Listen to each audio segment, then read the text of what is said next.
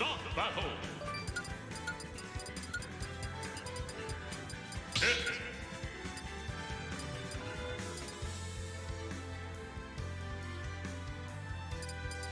Sephiroth!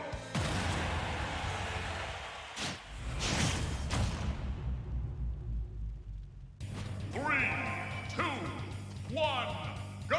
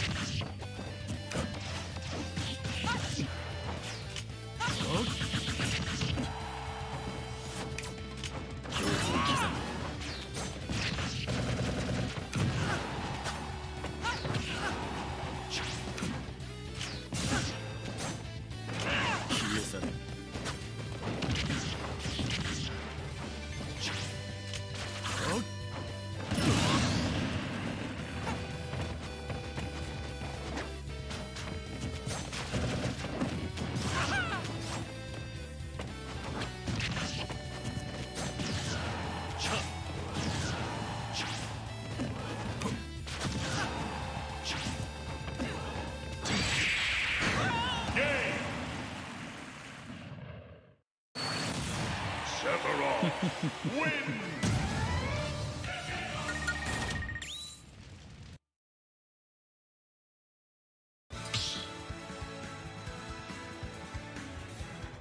Start the battle!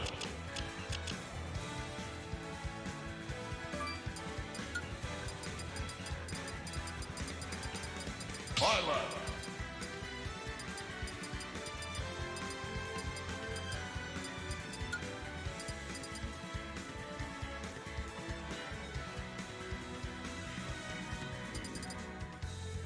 Villager!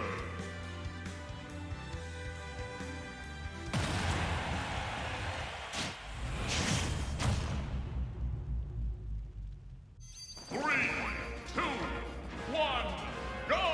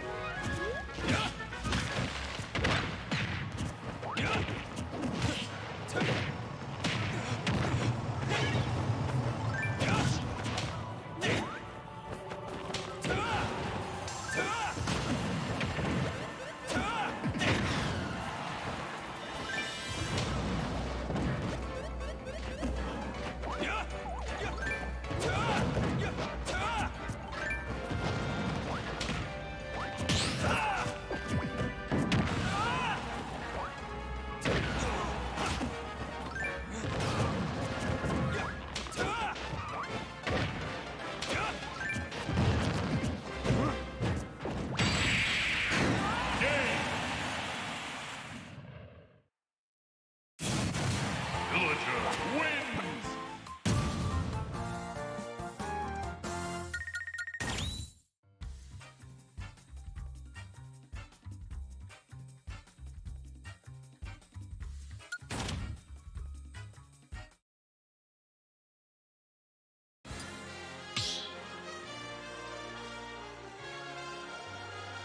Start battle!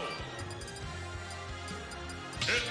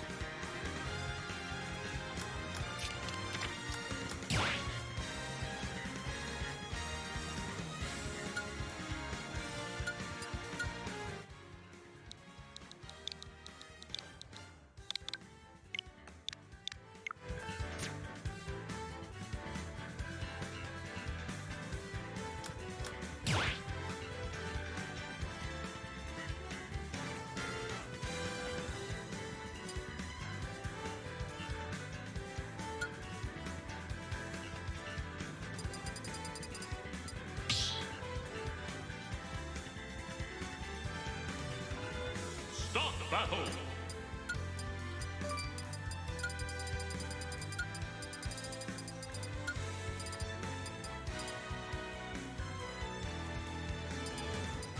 Whoa! Ridley!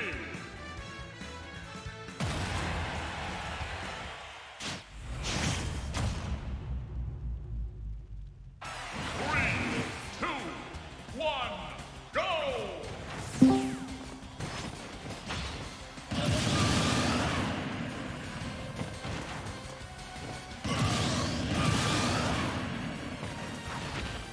Game! Ridley wins!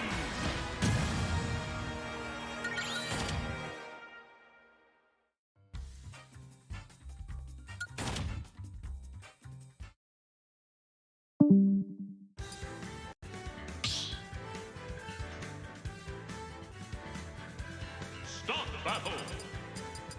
Whoa! Ridley!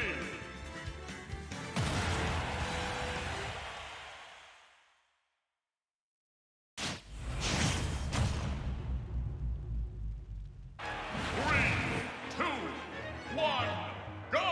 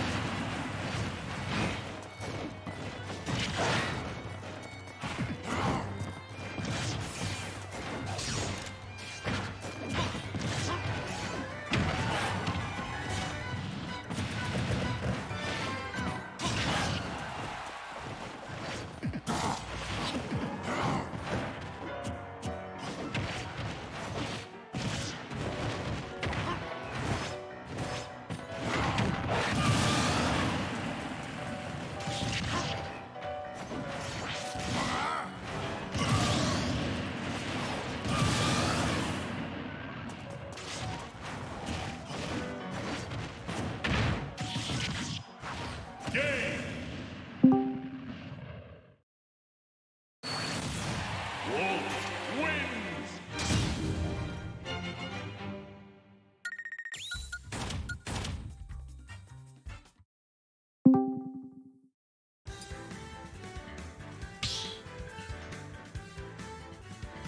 I don't see anything. Do you see anything, Happy? Start battle. You're really quiet.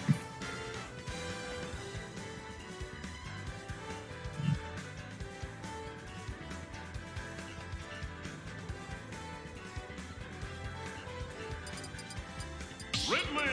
Whoa! Yeah, I don't see anything.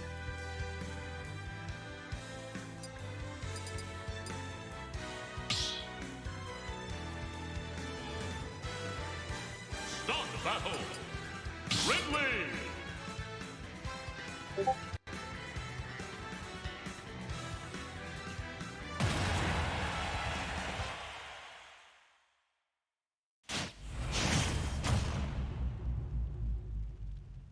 Three, two, one, go!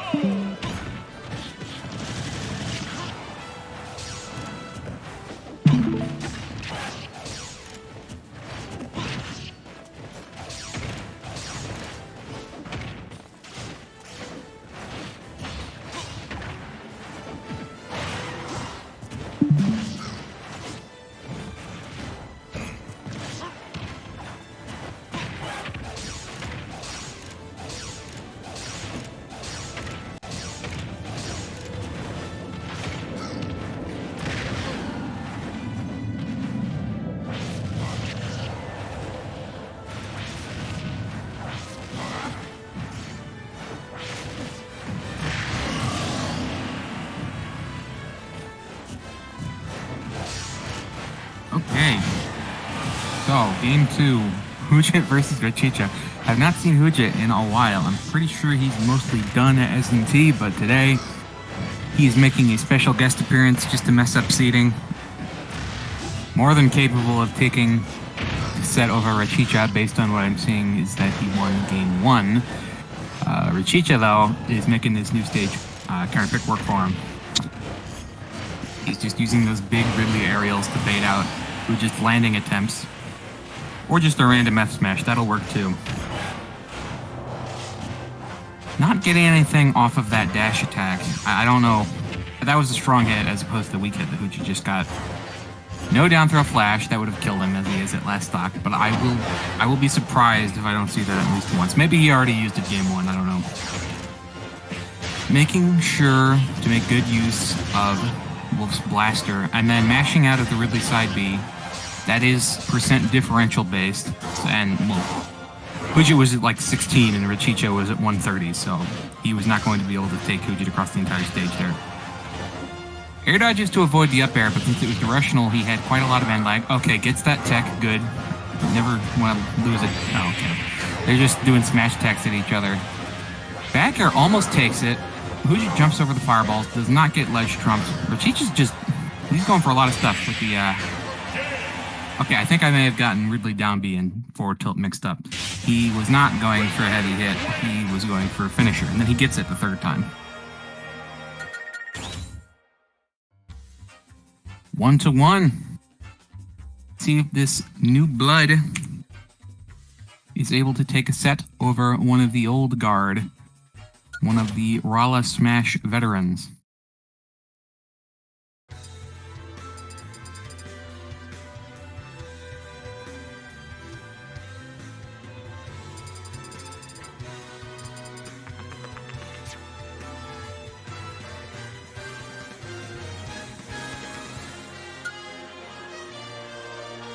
I thought that we might be going to Smashville or Town.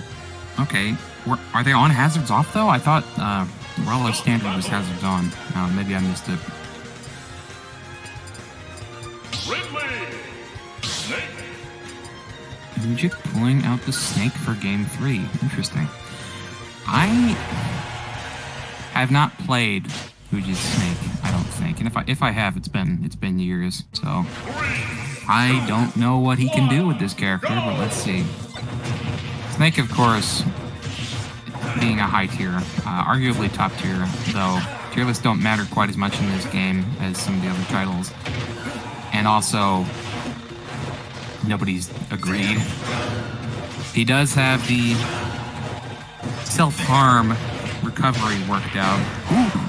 Snags Hujit. Rachicha snags Hujit right out of the air with that well-timed side B. Yeah, Rachicha's gonna have to learn that you can't really beat Nikita. You can, but down smashing at ledge is not the play.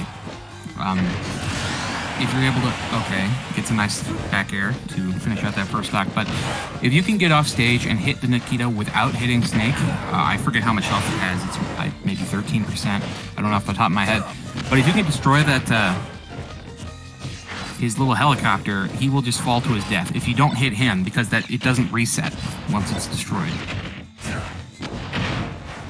Now, I hesitate to call it so soon, but I suspect the snake counter pick was not the right play here, but we'll see. Hujit is getting a little bit comfortable. He's, staking down the tent, getting ready to camp, sit on the other side of the stage. Rachicha is not having any of that, though, with these dash attacks. He knows that he needs to close this gap between him and Snake. Though that is still a dangerous proposition, because Grenade is frame 1.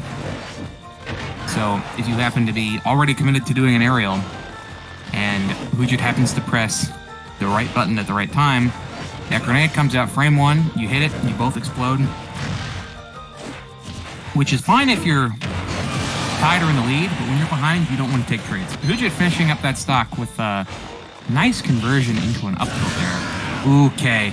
Okay, he hits the tech with the wolf, but he was not ready for that brain check right there. Okay, he's just trying to sauce on Rachicha now.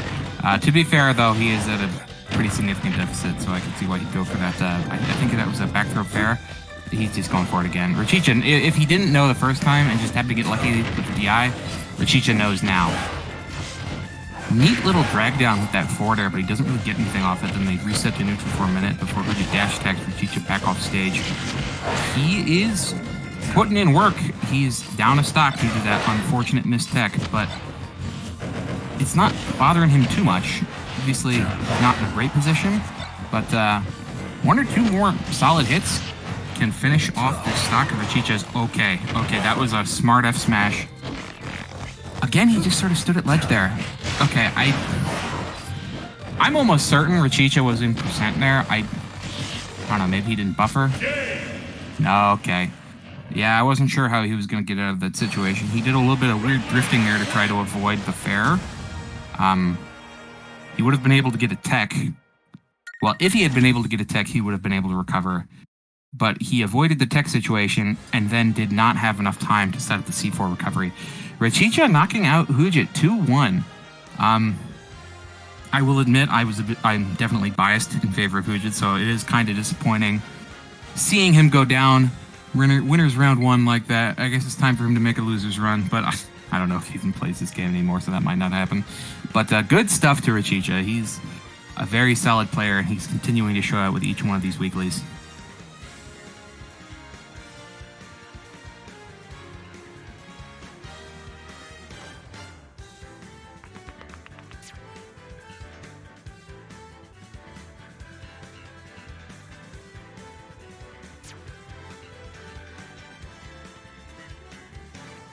Okay, now we've got Arnold N51 versus Recon. I'm familiar with Recon.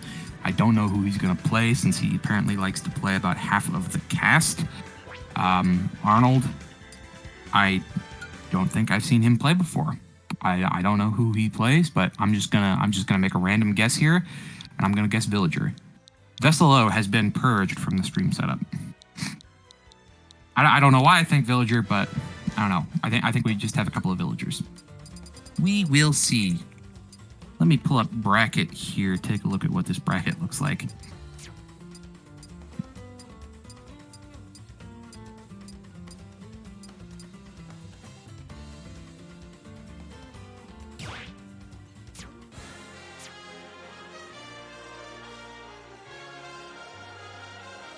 This bracket will load. I'm starting to get a little bit concerned here that my internet might be dropping out, because if commentary just disappears, or my commentary specifically, in case somebody else joins, commentary won't disappear, but I might just drop off if I go silent for half an hour or whatever. That's why.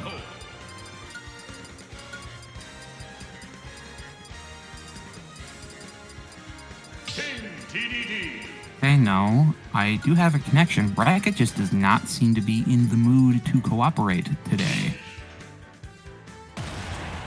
which is a bit unfortunate. I would like to take a look at what we're doing here with bracket, but I guess we'll just have to be surprised. So I was very wrong. That is not Villager. That is DDD. Kind of different. Okay, he had the jab reset there, but it's unfortunate. If you go for a tilt or smash attack or whatever it may be, anything involving an A button, even indirectly, like if you have tilt stick on and use tilt stick to try and do a tilt, since you can also do that with just directional stick and A, it will count. Long-winded way of saying that you can accidentally do multi-hit rapid jabs or do your second jab or whatever when you're trying to do a jab reset, and it is pretty annoying. It's one of many issues I think people have with inputs in this game. The buffer is this buffer. I don't like the buffer. Don't get me started with the buffer.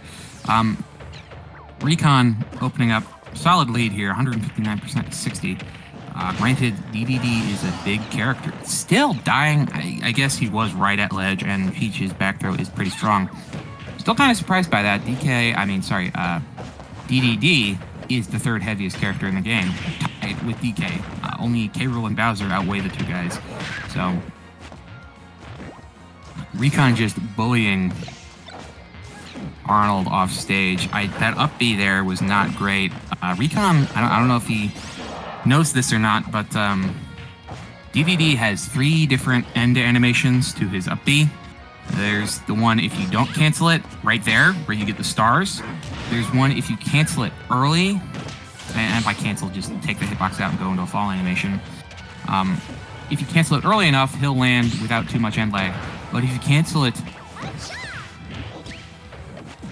late, when he's close to the ground, you will just sit there for, I think it's almost a full second, and Recon would have had the opportunity there to get a pretty big hit. Not that it matters, he's up a full stock here. Unfortunate sour spot on that DDD F smash. Not going to take the stock. He needs to take a stock soon, because Recon is just getting comfortable opening this lead up wider and wider. I don't think DDD really has a kill throw.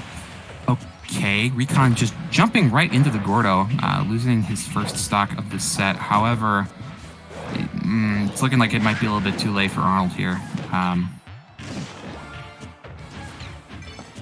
Recon is definitely a solid player, but this matchup is also pretty heavily in his favor. That is to say, even if these players were at the exact same skill level, Arnold would still be having a really rough time here. But as it is, I think Recon is probably a little bit more experienced. I don't think I've seen Arnold on stream before. Maybe my memories are failing me, in which case I apologize. But, okay. Peach's counter not too strong. That would have... Anybody else countering that, I think, would have killed him there. But it doesn't matter, as he just falls off stage. Granted, he was at 153, but still, you hate to see it. Hate to see a stock lost like that. Yeah, okay, I had bracket trying to load an alt tab and it just was not working. I refresh it and then instantly works. So, cool. Let me check on what tournaments we have going on.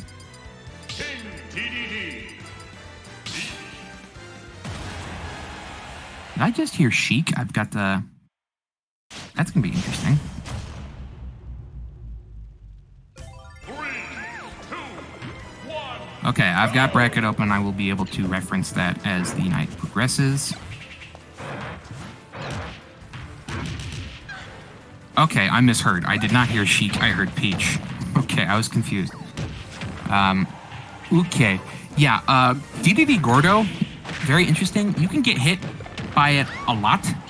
So what happened there was Recon got hit by the hammer swing, which then comboed into him getting hit by the actual Gordo. And it can happen where you get hit by the actual Gordo and then it bounces off of you and then hits you again. Arnold just kind of naring on top of that F smash there. I'm not sure what that was, what the idea there was. I mean, okay, yeah, landing nair is good for DDD, so can't blame him, but Recon definitely reacted there. Stars saving him from a little bit of a punish. Peach's forward tilt looks like is able to just beat out Gordo. I don't know how precise that is. I know some characters have an easier time sending Gordo back than others, mainly those with swords. Recon knows exactly how to deal with his inhale. The thought I was trying to finish earlier is you can take 30 to, I think 40% is the most I've ever seen, just from a single hit of Gordo if you get hit by it enough. But on the same token, if you throw out a hitbox at the right time, DDD himself can take 30% from a single Gordo. It's just... It's not a well-designed move, I would say.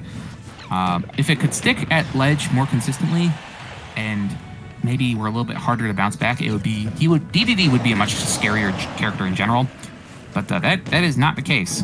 Talking about hypotheticals here. Another Sour Spot F Smash. We saw that in Game 1, where Arnold was able to land a Sour Spot F Smash, but not able to take the stock with it. Though I think if he had been spaced for a Sweet Spot F Smash, Recon probably would have held shield. That might have just been Recon sort of subconsciously thinking, oh, I'm outside range of the F Smash, I can not hold shield and get a faster punish this way, and then he gets hit by a little bit of a shockwave around the hammer. Okay, nice. Getting an up air at 100 and I don't remember what that was, past 150%. Taking that first stock off of Recon in Game 2, though again, Arnold is pretty far behind here. He's going to have a really hard time. Recon is just good at keeping him at ledge. Nice parry, but still gets hit. Okay, he waits, doesn't really do anything, and Recon just presses another button. So Was able to get off of ledge for 3 there. Same situation where Recon was in shield and then let go of it, probably thinking I'm far enough away, and then he wasn't far enough away. Going for the second cuck. Recon not gonna let him have it. Recon just sitting in center stage saying, "Come at me, big guy. I have a stock lead plus another 150. You have to approach me." Not quite killing there. He keeps getting Gordo sticking on ledge when he's the one off stage, which is not what you want to get. You like your opponent to be off stage when you get them to stick. Okay, he's re-grabbing ledge. That is... Oh, man. I knew Recon was going to do something when he tried to grab ledge the third time there, and I won't say that throwing the turnip is the wrong option, but man, it is disappointing to have 2 sets in a row end that way. With the character just falling. Very sad. Gotta hit those techs. Still, good try by Arnold N51. Looking forward to seeing more from him. Watching DDD on screen is always fun. He is not a very good character, so it's definitely going to take some practice to deal with some of the tougher matchups like Peach. Most of the cast, I think, do fairly well against DDD. He is not very good. So I'm not complaining too much. Good DDD is a bit of a nightmare, like he was in PM and Brawl. He was a bit better there. And much more frustrating to deal with as well. So, who will we have on stream next?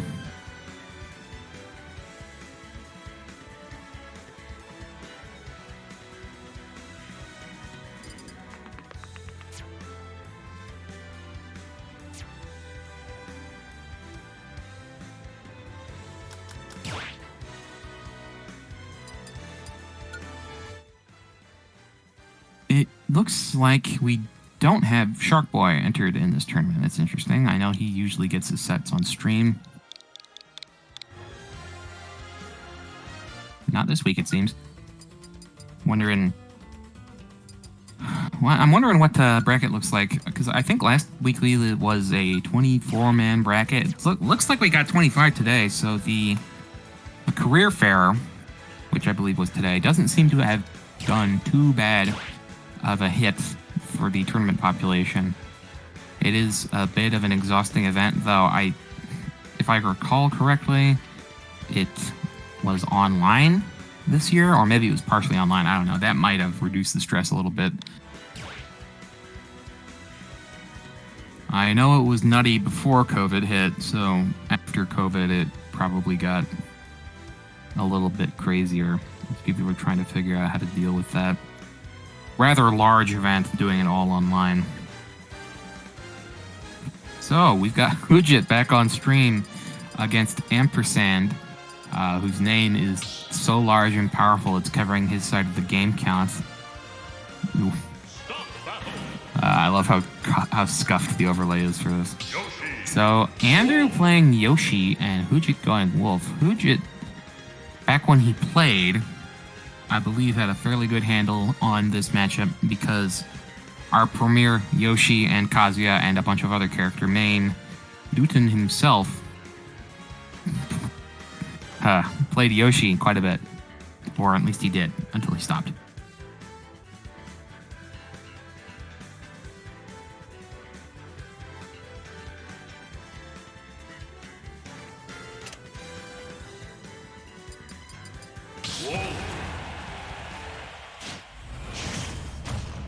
So I missed the stage pick. I was checking something. Let's see where we're going. Game 1, PS2. No surprise, Rolla loves PS2. I don't think I've seen Ampersand play before either. It's going to be a while until I start recognizing some of these new players. Hujit missing that tech at low percent, but Ampersand not getting anything off of it. I don't know how Hujit was seated, but him or Rachicha going to losers early would have absolutely messed up losers, so I'm wondering to see how this is going to go. Yeah, it looks like Rachicha is seated 7th, and Hujit was not seated. Interesting.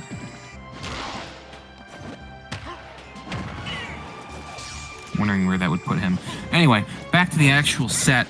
Hujit up almost 100% here. He is comfortable waiting for Ampersand to come to him. Okay, Ampersand on the overlay got moved over a little bit, and now we have the game counts, which are different font sizes. Very cool. Hitting the side B there, not the sweet spot spike, but the strong hit sending Ampersand all the way across stage. Still not quite enough to kill. Strong hit dash attack. Now that will do it. Just throwing it out there every so often can work. Though Ampersand answers right back with a fair. Hujit wasn't quite as high percent, but that didn't matter. Things are evened up again.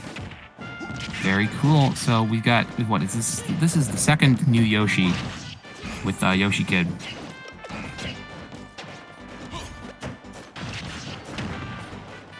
Hujit getting some nice damage early game. Ampersand missing that tech, but Hujit doesn't really go for it.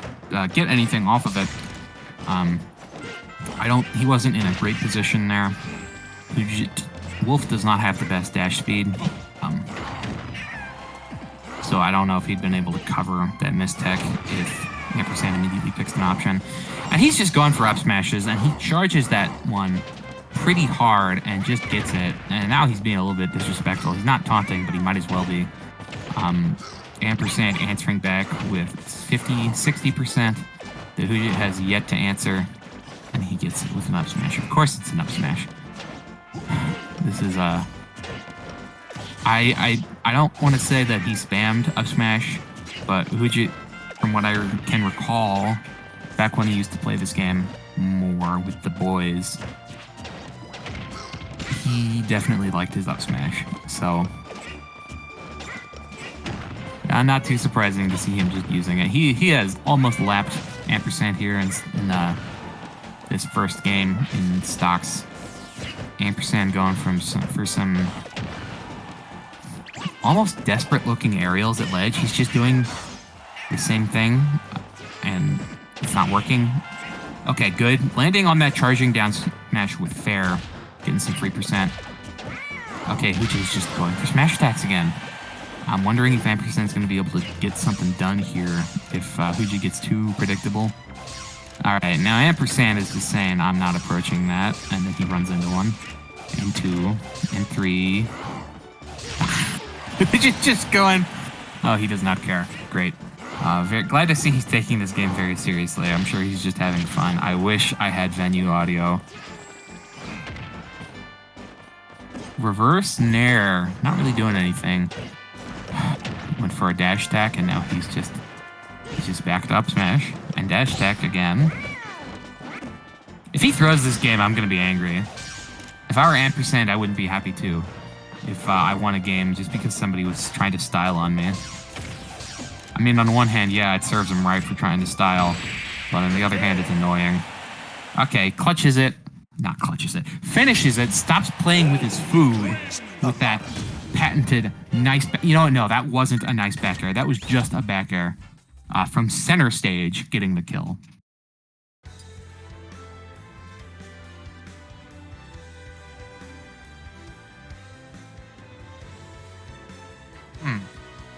Just seeing Hujit's message to Happy in the stream replay. I know this is marketed as 18 plus stream, so I suppose I could read it out, but man, that's something to behold. Game 2 here. I'm wondering if Ampersand is going to ride or die with the Yoshi, or if he's got a counter pick or a backup secondary he might want to try.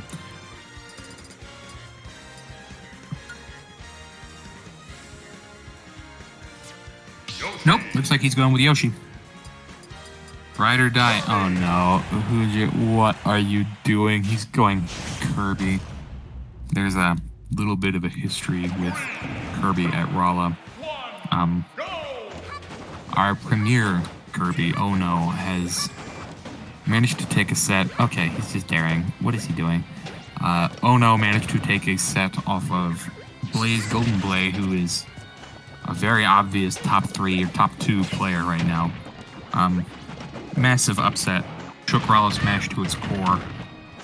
He has not been able to repeat such a feat, but since then, everybody has theorized that Kirby might be the secret counterpick to deal with Blaze. So, if you're hearing this, always consider going against Blaze as Kirby, but be careful, he has labbed the matchup since then.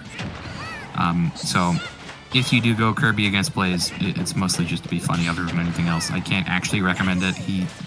Talking serious now, Blaze knows how to beat Kirby now. he will not fall for the gimmicks. Hujit, behind, 50%. I don't know how Kirby works. I don't know what his game plan is here. I know Kirby is small, has a lot of jumps, and his down air is one of the best in the game, so that's something to watch out for.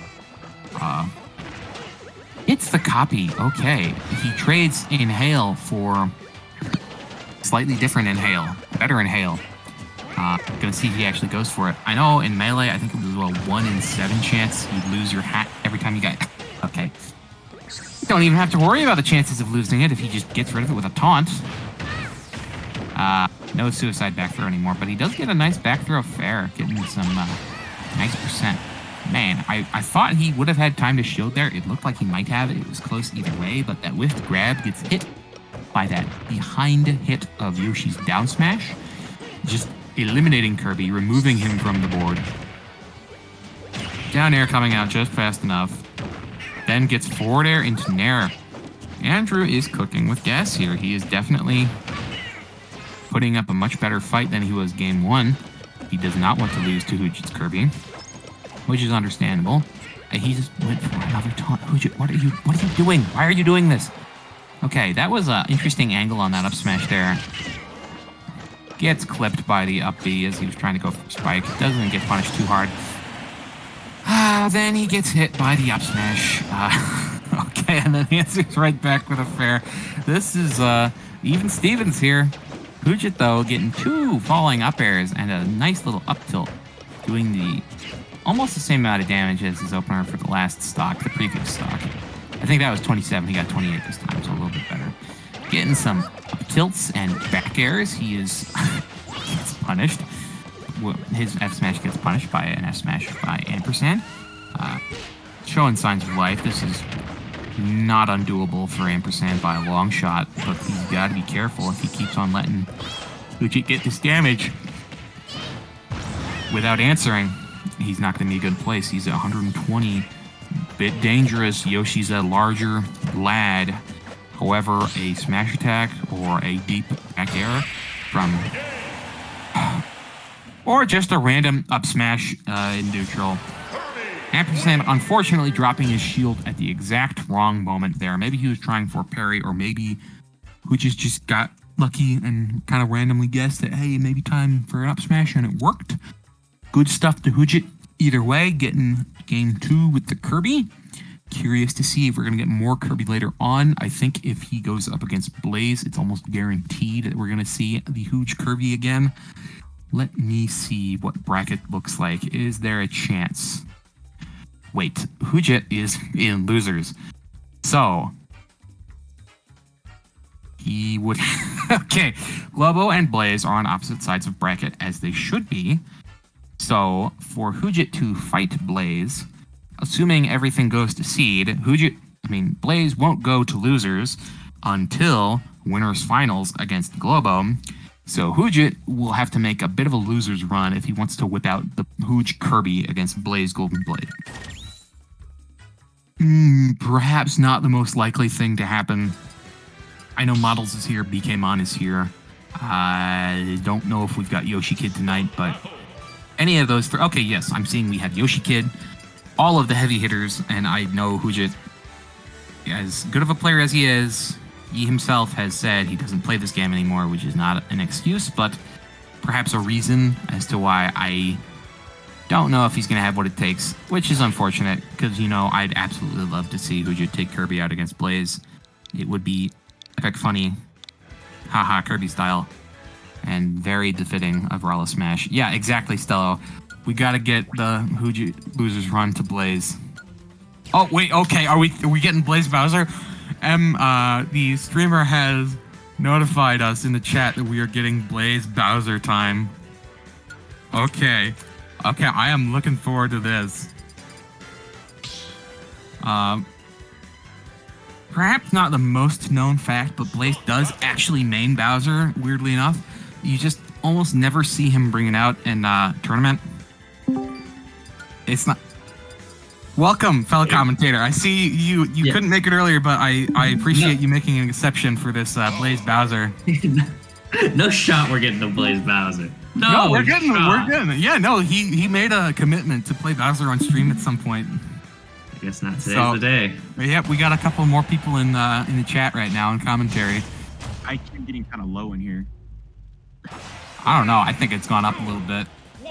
The intelligent Bowser, as opposed to the sortie. He's dash dancing. Oh my goodness. He's dash dancing, but he's getting comboed. Such is the pain of Bowser. This is a terrible matchup for Sheik. I'm sure. Well, Sheik can combo in Smash 4. The way it would work is Sheik would hit Bowser 50 times, then Bowser would hit Sheik 5 times. They'd be even, and then one of them would die. Though I don't think Sheik is quite as good in Ultimate as she was in Smash 4. Yeah, roles in this game are definitely reversed. Death's on the other side of the stage. Okay, big brain forward smash. Amazing punish. Yeah. Okay, he's going for... Oh, he misses it. I guess Bowser is maybe not as easy as Blaze was saying he was, but we'll see here. But yeah, I was just, before you guys hopped on, I was informing the chat of the fact that Blaze actually mains Bowser. We just almost never see him use him in bracket. But now he's unleashing the beast. It's time, finally, to take care of Set H, the Sheik main, in winners round 1. Time to bring out your real main is in first rounds of bracket. Yep. Absolutely. And if Set H, if you are watching this VOD or something, I apologize. We are probably not going to be talking about the set in a very serious capacity. Everybody here has been waiting for the Blaze Bowser for a while, so that's probably the only thing we're going to be talking about the entire time. He's getting a nice back air. He's in position for a 3-stock. He doesn't play this character. What is he doing? Really, like, I don't know. The only Sheik I see ever beating a Bowser is just Void. Or like any decent Bowser, I guess I should say. Because like, God, this matchup looks terrible. Yeah, does Sheik have any kill confirms in this game? Because I know in 4 that was the big deal. They're all very tight and very hard. They're just all really hard to do. Okay. Blaze going for the down smash. I personally don't use down smash a lot, but it's definitely a good move. The timing of it is kind of awkward. I think most down smashes you have about 7 frames, but most down smashes that work like that, where it's a hit in front then a hit behind, you have 7 to 10 frames maybe between the 2 hits, which is timed. So if you roll through the first hit, you'll get caught by the second. Bowser has 14 frames between those 2 hits. So there are some cases where you can roll through the first hit and then have enough time to get your shield out for the second hit. I see. He's already done with the coward. Not even before that. Hope you didn't miss it. Wow. I am disappointed. Here. He's pure whoring now. Save the VOD. Save the VOD. Save the VOD, yes.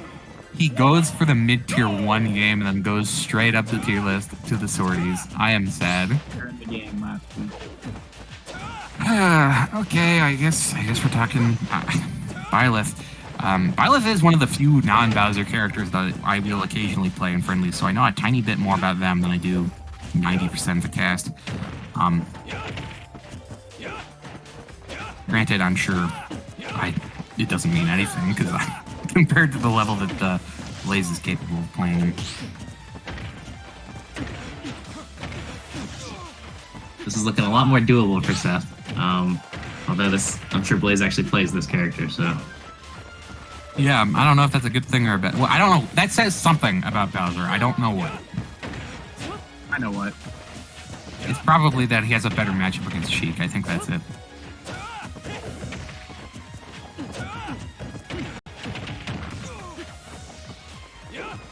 But I guess now we actually get to see if Seth here has it like that with the Sheik.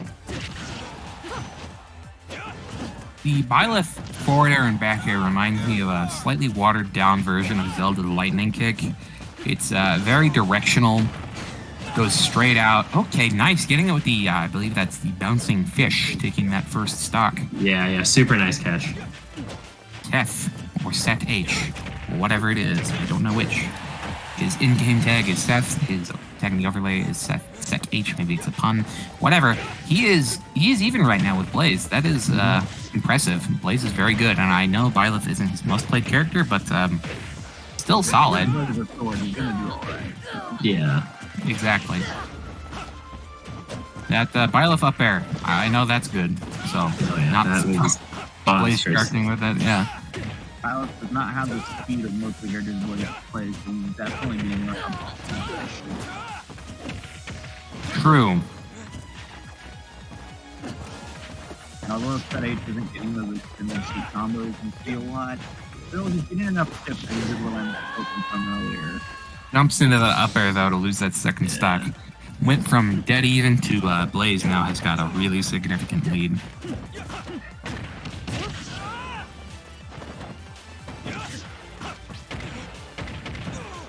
He is avoiding a lot of Blaze's startups though, or like the combo starters, and getting pretty solid punishes of his own. It is just gonna be finding the kill that will be difficult for Seth here. He does seem to be pretty slippery. About a lot of these nairs and forwarders now, and he doesn't do well. Though, other than a bouncing fish off stage, I don't really know what Sheik's options are going to be to secure a kill other than like a random smash tag or something. Seen a couple of those smash attacks he's managed to pick up on the platform, and those will do it. He just hasn't got the percent for it yet. And unfortunately, he didn't. Jumps into that bear. It's not going to matter. Allow me to demonstrate. Yeah, Sheik's got some really cool like Joker-esque drag down stuff. I mean, I guess technically Sheik had him first, but I never really saw him until post-Joker. Sheik had him first, but Joker's better, so it's Joker-esque. Yeah, Joker-esque. Joker is just better Sheik, who can also turn into Bowser with Sheik frame data for part of the game. That's wonderful. It's something. But good stuff to Blaze. Set H putting up a valiant effort there. Kind of got dumpstered on a little bit by the Bowser in game 1, but he was doing a whole lot better with the Sheik against Blaze's Byleth in game 2. So absolutely, props to him. I'm wondering if he entered last minute or something, because he's one of the players I'm looking on bracket right now who does not have a seeding. He was able to win his round 1 2-0 though, so. What do you play against round 1? OAB, who is a player I am not familiar with, also does not seem to have a seed. Indeed. So let's see who we're getting next on stream.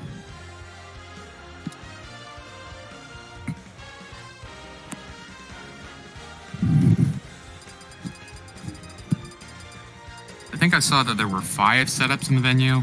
I don't know if that changed, but kind of a low number might cause things to run a little bit slower than we prefer. Yeah, that's still the case. We'll probably be here a little bit longer than usual, but hopefully people just make some quick work out of people.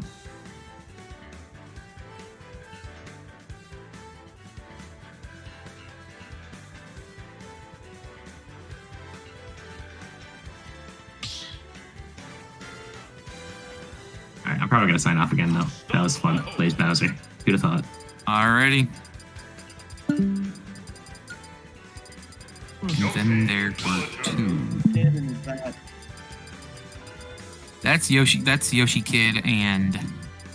I don't recognize his tag. I know a couple of villagers could be, but I'm not familiar with the tag people are running in the games right now.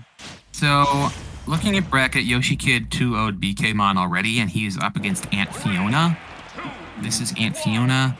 I'm wondering, yeah, that's just Aunt Jemima with a different tag. It has to be. I'm trying to remember here. I know Aunt Jemima and BKmon both have a few different characters, though both of them have a villager. I guess Aunt Jemima is the most comfortable with the villager in this matchup. I know he's got a Wario and a Pokemon trainer. Or am I thinking of BKmon? No. Yoshi has some downright nasty boxing tools in this game, so the option to pick Villager and just choose that option and not have to deal with those as much is probably not a bad idea. Yeah, Yoshi is just... He can be kind of brutal. He can just throw stuff out. His frame data is really good for his traits. I mean, he's surprisingly heavy, hits pretty hard, and has got some insane frame data. He's definitely gonna live a lot longer than Villager will, percent-wise. Interesting to see what kind of kill clip Jemima is gonna go for. Yeah, I know I've made the comparison before, but I think it's apt, so I'll just keep repeating it. Yoshi feels like Bowser traded a little bit of survivability and power for combos, which is very scary. And a lot of airspeed. Oh, yeah. Granted, Bowser's airspeed isn't bad, but, you know, it is getting a bit too into the grass, into the weeds. Back to talking about the actual set here. Yoshi was able to call out his air movement with that down B. Looked a little random, but you've been boxed a lot. So. Yep, and you know, if you throw it out once or twice a game, maybe you'll get a punish for it, maybe you'll get a kill, but as long as you're not going for it all the time, I think it'll work. Nice back throw there, using the tree to sort of control space, which also brings out the axe, which is a pretty dangerous tool. I know I've seen Aunt Jay win games before with that axe, so definitely a good thing to have out there. He's trying his best to wall Yoshi Kid out, but he keeps on sneaking in and getting these 1 or 2 aerials. And Yoshi doesn't necessarily have the strongest approach tools in the game, but he just does have this ability to swing in with that extremely fast airspeed, and he can catch you in the air or just landing with something, and he's gonna get in there. And you know, depending on the hitbox he lands, he has some pretty disgusting early different combos. Yeah. I don't know if I would say. I think he's got some pretty decent approach options. Like you said, he's got really high airspeed, and the frame data is just, he has the frame data, so he can get in close and then put out a hitbox very quickly. The only thing that holds it back is that his hitboxes, they're not bad. They are just a tad stubby in comparison to some of the top characters, so he relies on his airspeed to move in. But the problem being that they're not going to take on hits because of that. I guess disjoints beat him out. You have to rely heavily on remaining unpredictable, or of course just not approaching, which you can do to do some matchups.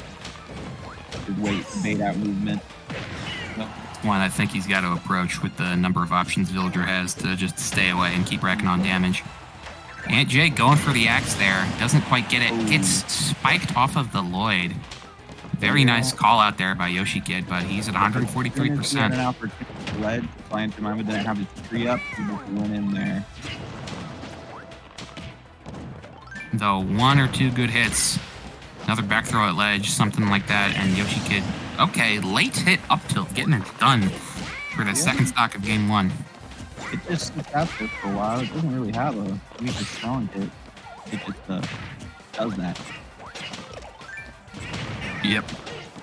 Aunt Jay doing a really good job accounting of himself here, because Yoshi Kid is, I don't know how much you've seen of the last few tournaments, but Yoshi Kid is a bit of a monster. He has swept pretty much everybody except Globo and Blaze. Models has taken a set off of him, but I think his record is still like 1-3. Yoshi Kid is a pretty solid contender for top 3 in Rolla right now. Showing it, taking that game 1 with an up smash. Hey, Aunt Jay was balling him out for a while there in that last stock, but toward the end, he started scrapping, and it did not go well.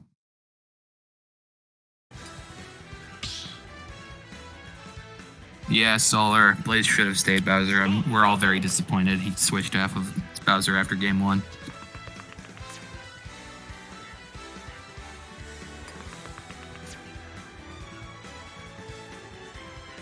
I'm not expecting to see a character switch here. I know Yoshi Kid has got a few other characters, but I've only ever seen him use those when he's losing a set. So I don't think we're going to see the Dr. Mario or Steve. And I know Aunt Jay has got other options, but Villager is probably his best bet. He's thinking about it. The only one I can recall right now is Pokemon Trainer, which I haven't seen recently. He's got a pretty solid Wario as well, but Well, Wario, if there were a character that could scrap with Yoshi, Wario might be one of them. But that is neither here nor there. Wario is not on screen. We've got Villager again. Yep. Ooh, gets the drag down dare.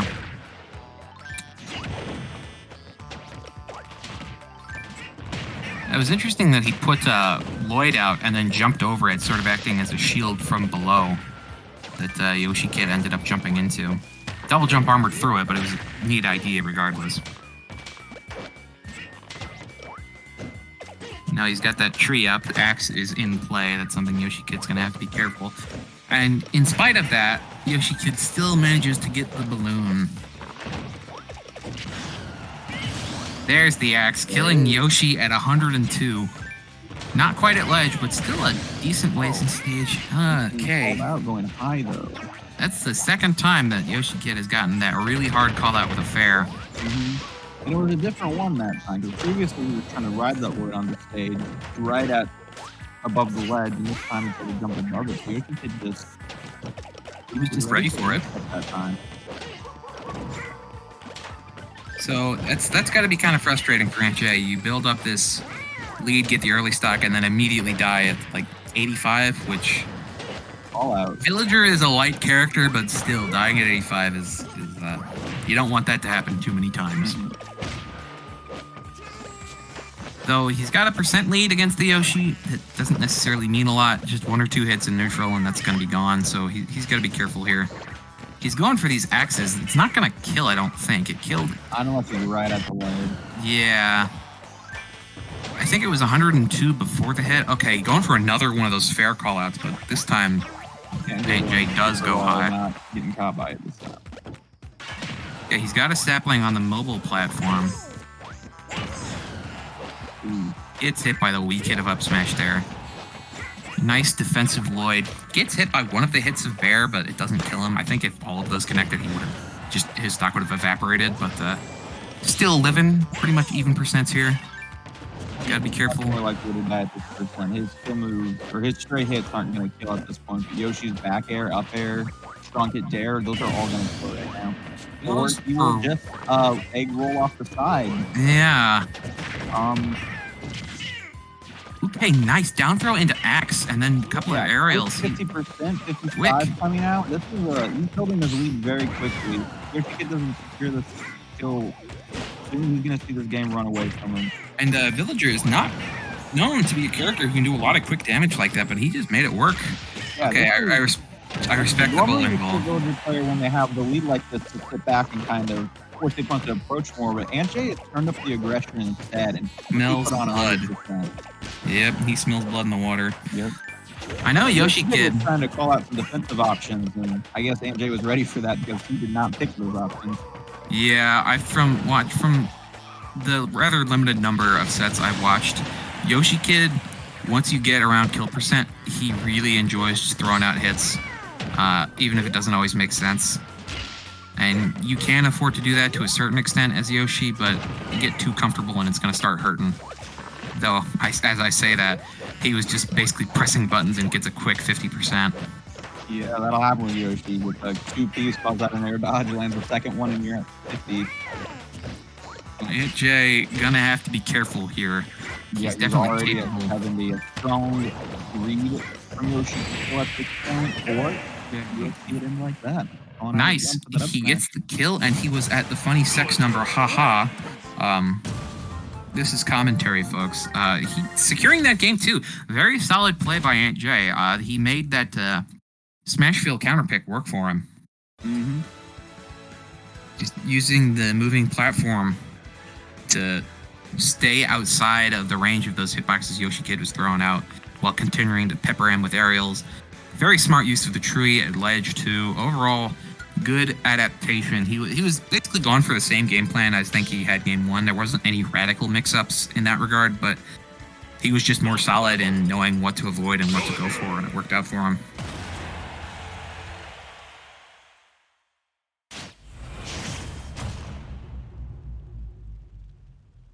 Looking like we can expect to get Hujid on stream for the 3rd time, so that's something to look forward to. But first, we got to finish this Aunt Jemima Yoshi Kid set, which I don't think it's actually winners round 1. I think the overlay may be a little bit incorrect there, but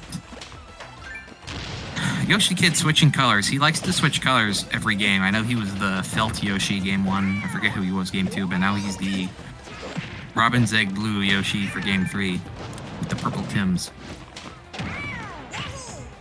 Getting a quick 69%. Only taking 17 in return, though Aunt J. Interesting, Aunt J didn't ban the stage, and I guess we don't have Dave's stupid rule because otherwise Yoshi Kid wouldn't have been able to go back unless. Implement to it, I guess. Yeah, Stage where they're using R. Because Regardless, it's gonna be definitely a stage that favors Yoshi a little bit. It's a pretty large stage, and the village does struggle more so than Yoshi to beat those kills. And I know some Yoshi. characters, you can just kind of ledge trap them and keep it, but Yoshi with the double jump armor is gonna be a lot harder to pin down like that.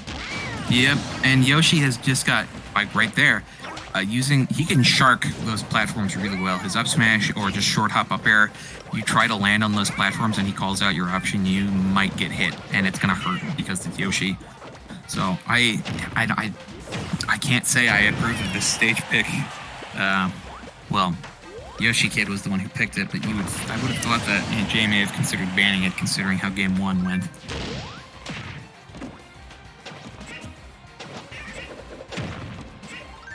Though, that being said, he's not massively behind, only a 30% deficit, though against Yoshi, you don't really want to be on the same stock as a Yoshi player, because they have the ability to just take it back very quickly if you're not careful.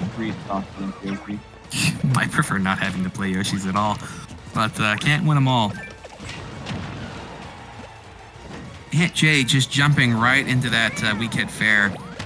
Narrowly avoids the back air, and just kind of gets lucky there. He missed the tech, but Yoshi Kid was not underneath the platform to get that up smash. Okay, the tree has come out. Yoshi Kid was waiting on the other side, though, ready for that to go for that forward air, but the Aunt J goes high, so it doesn't work out. Went for the axe on shield. It seems to be a pretty safe, very strong move, so it is a good thing that it's only limited to when the tree is out. Because man, I would dread having to fight a villager who had axe all of the time. Okay, so Ante has brought this back. He's still at a very dangerous percent, but he's managed to fight Yoshi up to 100, so he's not an awful position. There's the axe. There's the axe. Right before the tree goes down, too. And then there's the forward air. Yep. That keeps happening. He has lost so many stocks to these forward airs off stage.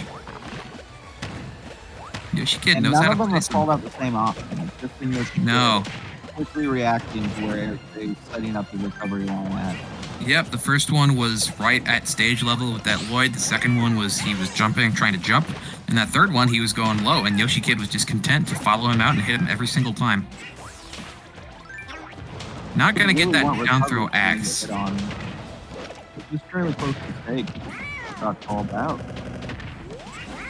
And shielding so many hits of dare and still gets hit by that last one.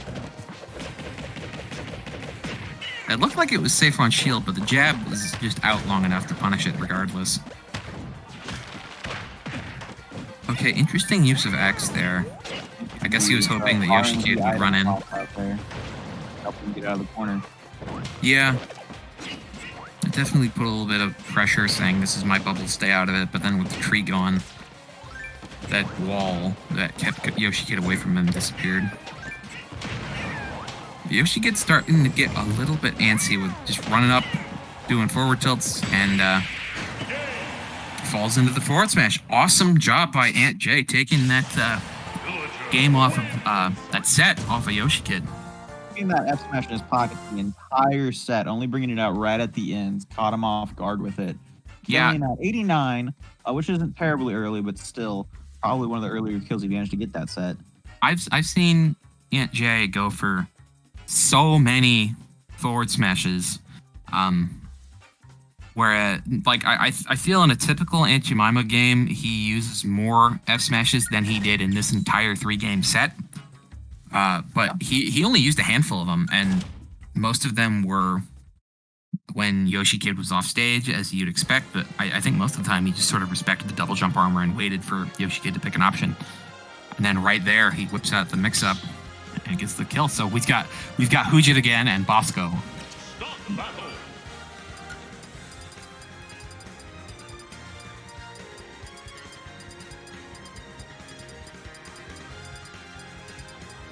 Bosco being brother, I think.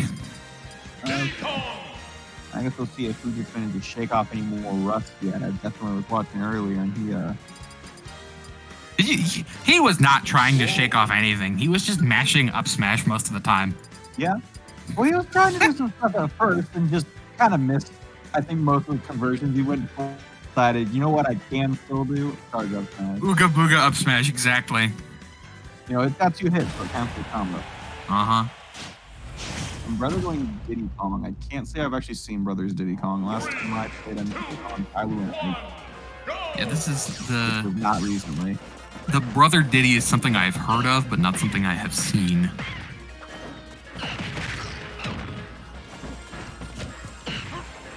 So I know a little bit how Diddy Kong works. He's very dangerous. His monkey flip is one of the better moves in the game. I don't think it would be much of an exaggeration to say it's one of the best. It's very, very good at just controlling space. The move makes me forget that Diddy Kong actually has fairly low air speed, because his burst range of it is just so big. Yep. And if you're holding shield, he gets a command grab off of it, and if he can react to the fact that you're not holding shield, he can change it to something else, put out a box, and then just keep on going and reset. So definitely a move to watch out for. Brother showing. It's not particularly on stage. Basically, it's very frustrating move to deal with. Yeah, absolutely. Very, very difficult. One of the better STL players, I don't know exactly where he shakes out. Lumagabs is very good with the Diddy. Very dangerous. So I'm not really seeing a whole lot here that reminds me of Lumagab's play. Curious to see if Brother's going to get any early offstage spikes, because Diddy has got some really nasty setups for spikes. So far, he's just playing it pretty by the book. He's getting his conversions, but nothing particular. And it doesn't look like he's needed it so far. No, at this rate, I'm thinking we're going to see maybe 2 stock with 60 to 80% on Brother. But we'll see. Hujit has shown that he's capable of pulling off big reversals. He's going to have to up smash harder, though, if he wants to take it at this rate. Back throw getting the kill from center stage, which Wolf has got some good throws. Brother just content to retreat to platforms and sort of run around, but Wolf is capable of chasing. Not great landing nair there. He gets punished. Only eats 2 hits, though, before resetting back to neutral.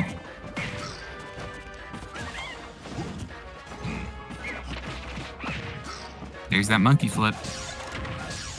Yeah, I haven't actually seen it finish this set. Probably a lot to do with just expecting that blaster from Wolf. If you're in the range where you're thinking about monkey flipping, Wolf's got enough room to fire out his blaster through that, pushing their way through that move. It's the banana into F smash. Like I said, between 60 and 80%. He was at 68. Yep. Haha. So I'm curious to see if we're going to see a character switch. I don't. If Hujit doesn't think Hujit brought out the Bowser, he'd probably win. If Hujit doesn't think he can win with Wolf, we're probably going to see some dumb character stuff. So seeing the Kirby or the Bowser, that would not surprise me. Either of those outcomes.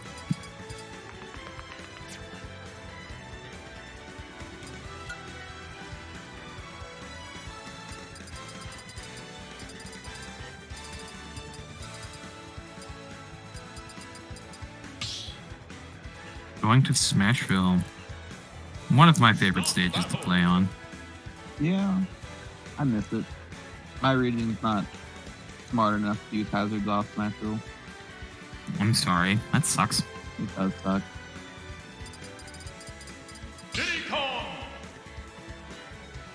Okay, Rosaluma. Maybe? Nope, nope, sticking with Wolf.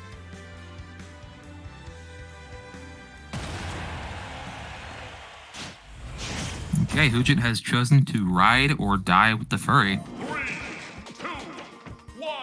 The weird thought that people would watch Wolf tonight after, just in general playing against other wolves is he doesn't nair very much, relatively speaking.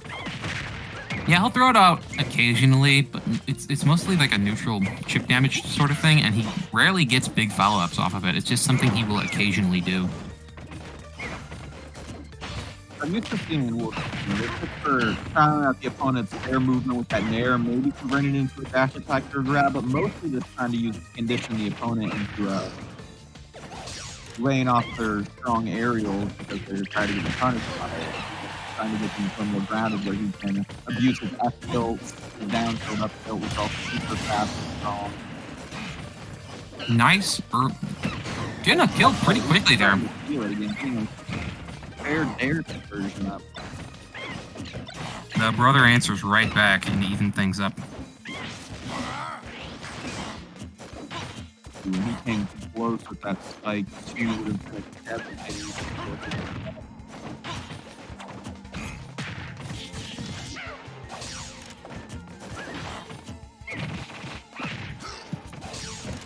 Monkey flips back on stage there. Yeah, it's hit. Both hits of the blaster. That's like 14% or something crazy for one press of the button.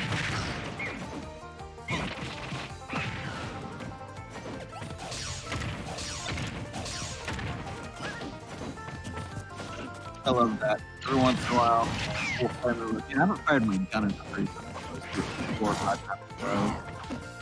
Just remembers that he has that option. I don't know. What are they gonna do?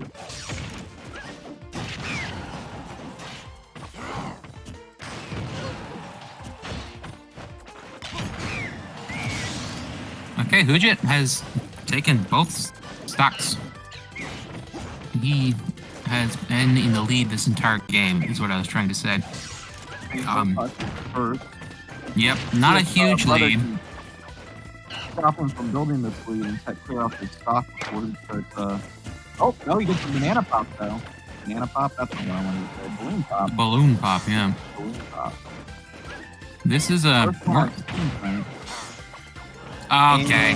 And that's how that spot goes. That's Hujit for you. Yeah. It was only a matter of time, honestly. Yep. It was a bit of a Schrodinger stock there because he was so close to death, pretty much anything would have killed him there, but at the same time, if he'd have been able to hold on to it and keep getting chip damage like he's getting now, I don't think Brother would have stood a chance. But instead, he throws it away with a flash, so... fun trick against Hujit. If he ever is up a stock, hold shit at ledge so he runs up and grabs you, and you can get that stock for free. He'll go for it. Nice. Down smash. Down smash at ledge. It's a good move. You're good, but I'm better.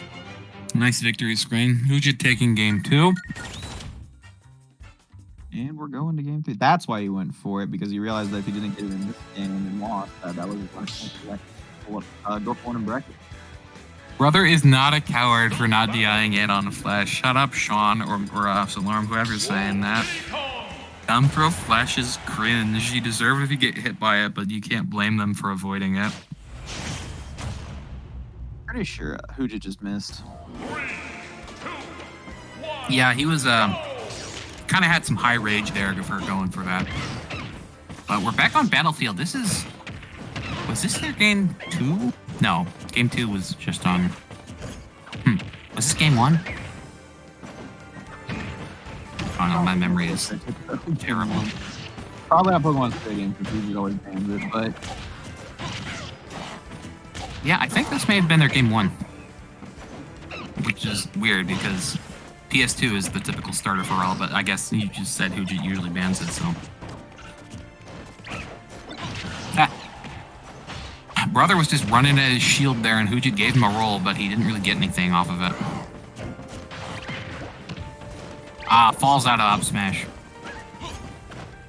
I don't know if that would have killed This stage has got a fairly high ceiling. Yeah, pretty large this game. And I know Diddy Kong doesn't have the strongest smash attacks, and Wolf is not the lightest character. He was about, they were both at about 100. It might have killed it, might not have. Not that even matters since it didn't even hit. Brother getting the first kill of game 3.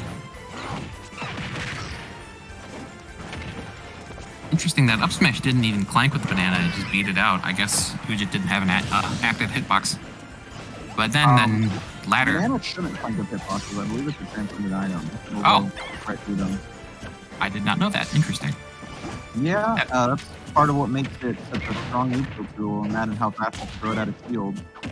That makes a lot of sense, actually. In Smash 4, something Bowser could do in the Diddy matchup is just do a grounded up B and hit the banana, and it would cancel his animation, and then he could just basically put out a defensive hitbox, get rid of the banana, and then immediately go back to neutral. That is not a thing in Ultimate, so I guess that's why the banana's transcendent. I mean, I saw earlier banana and the blaster just passed it to each other, and they both got hit. Oh. Yeah, I didn't see that. They don't interact with each other at all. Interesting. Projectiles flying past each other. Ships in the night. Fujit doing flash there. I think maybe if he'd done up B, he would have been able to get the stage there, but that flash was a little bit high. It was not safe. Brother could have punished it with something, maybe down smash, but he was showing Fujit some respect there. Yeah, can't hold it too much against play for respecting flash. An infuriating move to get. That up smash will kill at 160. Absolutely, no shot. Not falling out that time. Let's get Brother can build a couple. Going for his bread and butter. Not getting anything off the grab though. That's kind of interesting. You got people that can grab combos.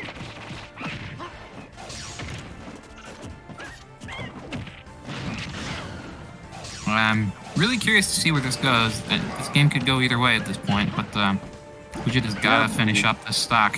Mm-hmm. Brother going for these up Bs directly on stage. Yeah, you're just swinging at him. He knows that he gets a lot of damage if he doesn't get hit by those step back. And I guess he's got a stock to burn, so he figures why not. And Fujit is just starting to throw out smash attacks. That might do it. Yep. But you took 100% to get that stock. You need either a very strong conversion or some stock to use. I don't think he wants to stretch it that long. He has some very reliable coach firm. He just keeps doing a little bit of damage. Ooh. Weak hit of up smash, not going to do it there. And there it is, left smash. Banana slammer. Definitely killing there. Diddy Kong wins!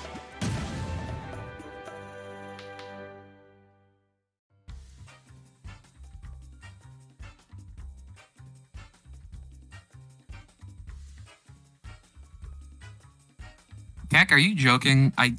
DIing down and in does not sound like the correct option against Flash. Dying down. Yeah, down, yeah, but in, I don't know about that.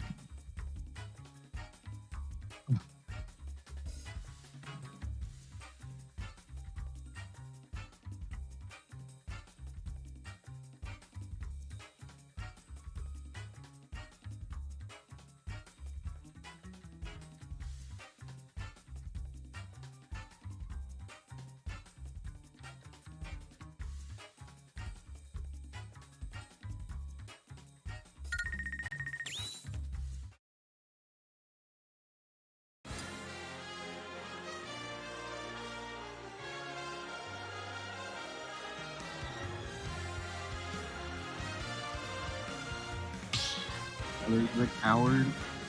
Stop battle!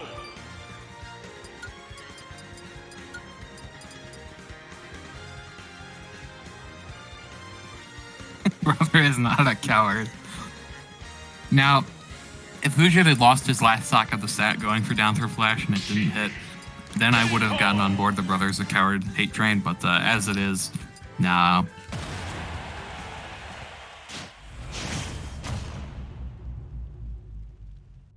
Alright, we got set 8 back on screen off His losers rounds that was started by Blaze and Brother.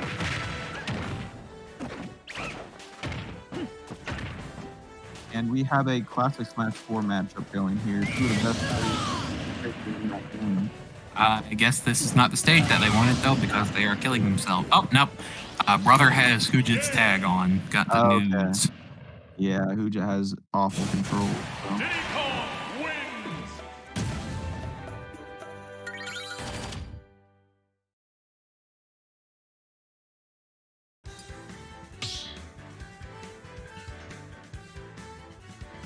Start the battle. Diddy Kong. Cheat.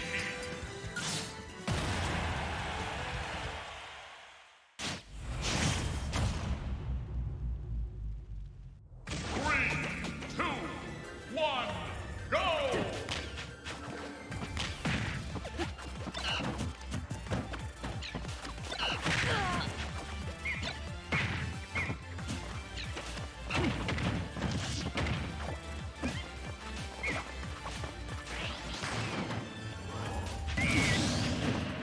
And Brother starting off the game with an SD, trying to do something fancy new stage, not working out for him.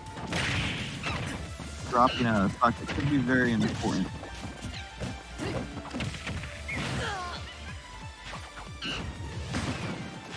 So you still have practically taking no damage with that, only 13% on this stock. He's already gotten to a range where some of his skill confirms are going to start working here, so he could even this up really fast.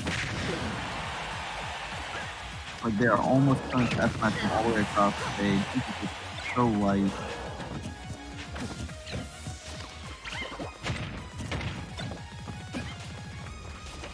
Okay, stepped away for a second. I'm back. How are things? Brother SD in his first stock. Oh, very cool. Quickly bringing it back with a few interactions in neutral, getting 50%, and then his barrel floating on that ledge, taking out seats. And already he's putting on more damage, bringing the set to even. That's gotta be really frustrating for Set H or Seth when your opponent SDs and then immediately brings it back. I know that feeling, and it is not a good one. But he's fighting back, gets a nice bouncing fish off the stage, getting the kill. Only taking 65% on that second stock of his, though. Brother has something to say about that. Because you were just to a second ago with the stock difference. Now it's complete even going in the last stock.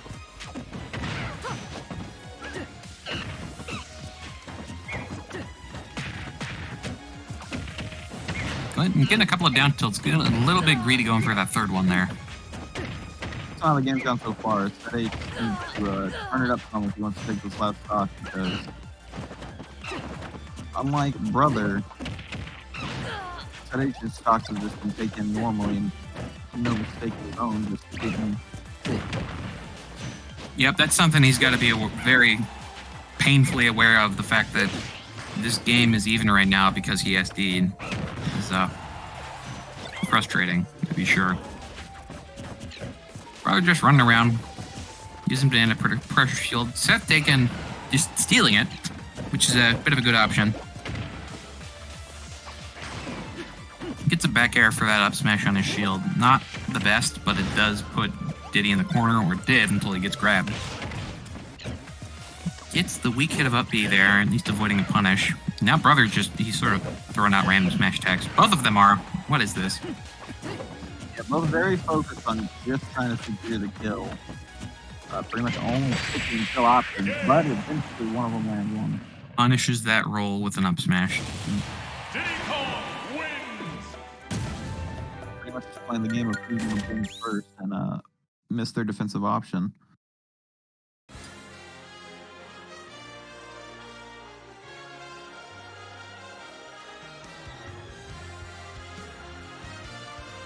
Further to take game one, despite SSBU his first shot, a few seconds for that first game.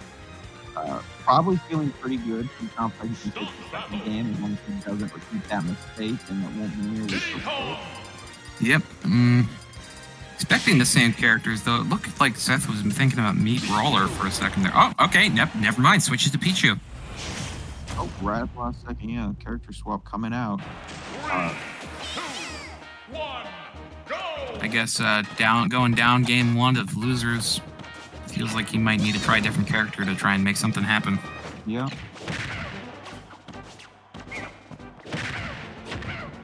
Funny how nobody really talks about Pichu anymore. I guess I didn't strictly follow the changelog, but he has been nerfed since launch, right?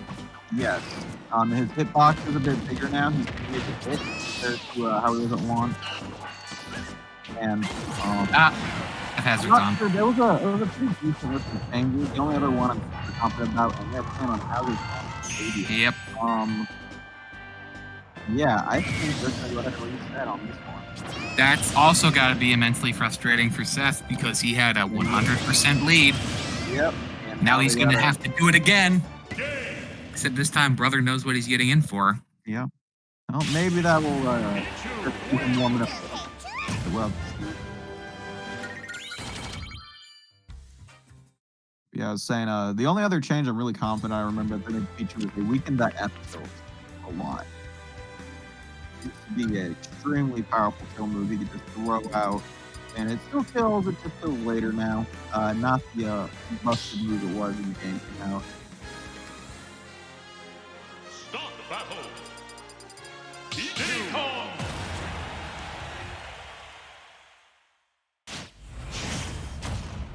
All right. Second time going into game 2 here.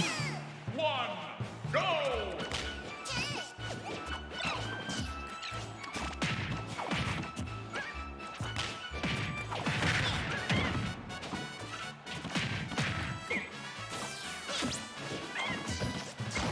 Yep, this is got to be irritating for Seth. That 100% lead, he's not able to make that happen a second time, and he's now down by almost as much as he was up at the beginning of that second game. This is why you gotta check the stage hazards. Always change the rule set. I know it's kind of dumb and annoying that that's something you have to do, but avoid That's situations why like Cascade use the rule set for stage to specifically avoid that. If you ended up going to the wrong stage, you go right away because you pick your stage at rule set selection. You do the rule set for each one. Yep. Yeah, I know you could just catch all with one hazards on, one hazards off rule set, but it's definitely better to just be in the habit of picking a rule set every time you go to a stage because, as annoying as it is, the game is much better for having competitive Smashville and Town of City as options because hazards on is much better than hazards off. But yeah, the mental aspect of this game is something I don't hear talked about a ton. It's not like I'm some hot guy with hot takes that nobody ever mentions, but that mentally has got to be just crushing for Seth because he was up doing really, really well in that false start on game 2, and now he is down 2 entire stocks. And if you can bring these types of situations back, he just has a much harder time than other characters. And the harder he's coming back, the more damage he puts to himself. Yeah, And this is looking real bad. I 56% mean, already. with the rage Yeah. on Diddy Kong, honestly, his S match already will kill here. A simple banana conversion to end this match. But right now, he's doing a good job of struggling Diddy Kong around, not letting him back on stage. It's only a matter of time before one of these backers kills. But Diddy Kong has successfully managed to get back on stage, but forward is down, rather lands on it.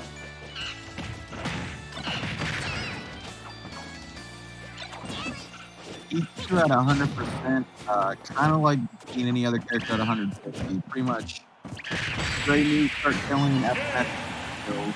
Yep, there it is. Yeah, do it. Diddy Kong wins!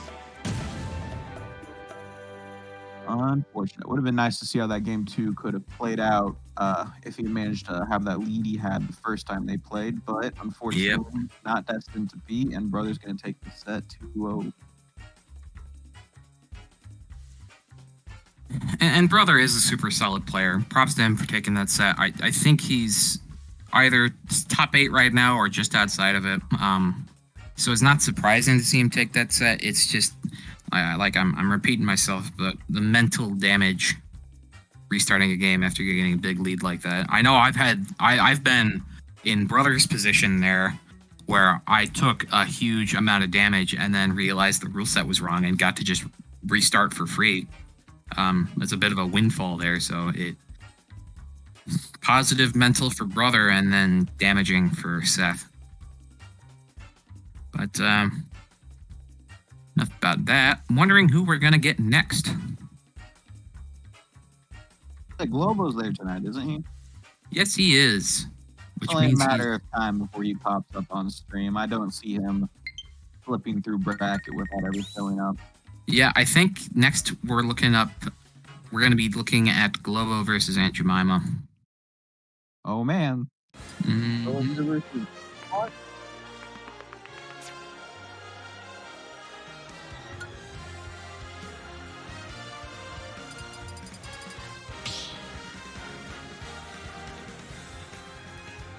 Start battle. Villager. Yep. Globo Game & Watch and Aunt J Villager. No, not Game & Watch. Interesting. Palu, man. Palu's nice. I know he used to main Paolo, but then she got nerfed a few times and he switched. 3, 2, 1, go! Yeah, I want to say Globo switched because she was nerfed. She was kind of already in between characters when that happened. She hadn't been playing much at the time. And they picked up Game Watch around the time that Mike started popping off at tournaments. First was kind of because everyone was just a character, and then he just really started making it. But still, I know he consistently said he can play Palu and Game & Watch, so I'm not too surprised if he can pop and come out. Yeah, if he's in the mood for Paolo tonight, I'm expecting he won't go Game & Watch until he goes up against like Blaze or maybe Models. Because I don't know if he can afford to mess around against Blaze, but I know Globo just he's so good that he doesn't necessarily have to try even beating other top 5, top 8 players in Rolla, which is irritating to fight against sometimes if it doesn't feel like your opponent is taking you seriously, but he's just that good. I know Models has said that it's felt like Globo hasn't really been trying when they've been playing, and yet Globo has beaten Models in every set they've played so far this season. Yeah, part of it just comes from Globo does live out in St. Louis and does go to those St. Louis tournaments. You can play a much broader talent pool than what you'll get out in Rolla or what, you know. Yeah, St. Louis is against over the summer, which was pretty much nothing. There's nothing out where Sean lives, so he definitely doesn't amount of practice. St. Louis is really stacked. Oh yeah. Obviously, Apollo Kage is a national level player and one of the best snakes probably on the planet right now. And just this last weekend, you had Colorado had a Glitch getting 33rd, I believe was what he got. A couple limited by Samba, so I mean, even Colorado and Luma also like not worth okay by any means. They take that off them. So there's a very powerful player for St. Louis right now. All of St. Louis's top 8 are really solid players, and I think Globo and Blaze both fall squarely within that category. I know Midwest Smash isn't known for being a super strong region, but St. Louis has got some hidden bosses.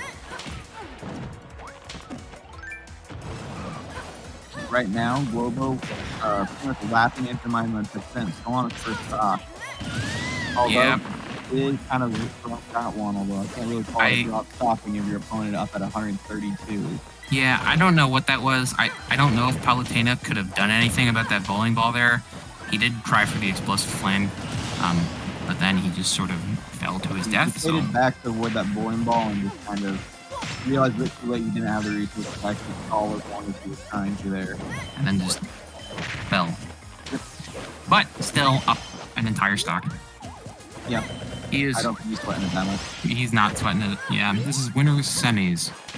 Especially with Power being kind of the queen of taking 30% on an opponent. No issue racking up that first 50% at all and building yourself a nice lead. While Villager's got to kind of fight to chip away, whether you're at 0% or 80. Now, I've played a tiny bit of Palu, and it feels to me that her best approach options are going to be dash attack, maybe bear, and grab. And other than that, she can just afford to sit back with her explosive flame and auto reticle, and then maybe fish for grabs. She has got plenty of options in neutral.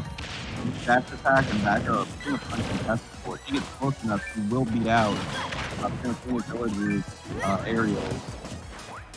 Even to the slingshot move, if she gets close enough, she's gonna be that shield. And I think her shield works kind of like Bowser's up smash, in that you can't do anything about it.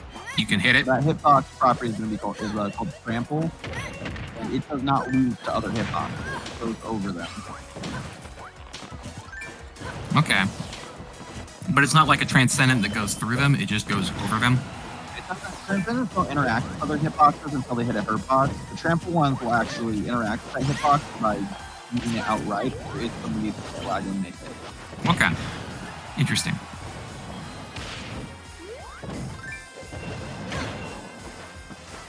Missing the 2 frames, I was under the impression that Palutena down tilt was one of those moves that you could just pretty easily secure 2 frames with. Yeah, it's hard to 2-frame building sometimes because, he fills his airspeed with that A mash, and he can just grab the right by timing that. A little bit harder to 2-frame. Well, about taking that game 1, it wasn't the biggest lead. But still a pretty solid victory. At no point was he ever really. Yeah, he was comfortable. Yeah. A lot of that damage he took for the end of the game was just because he was playing it safe. He wasn't trying to really push too hard. As NJ had to throw out more and more aggressive options to try to even it up. And it looks like, nope, going back to Palutena.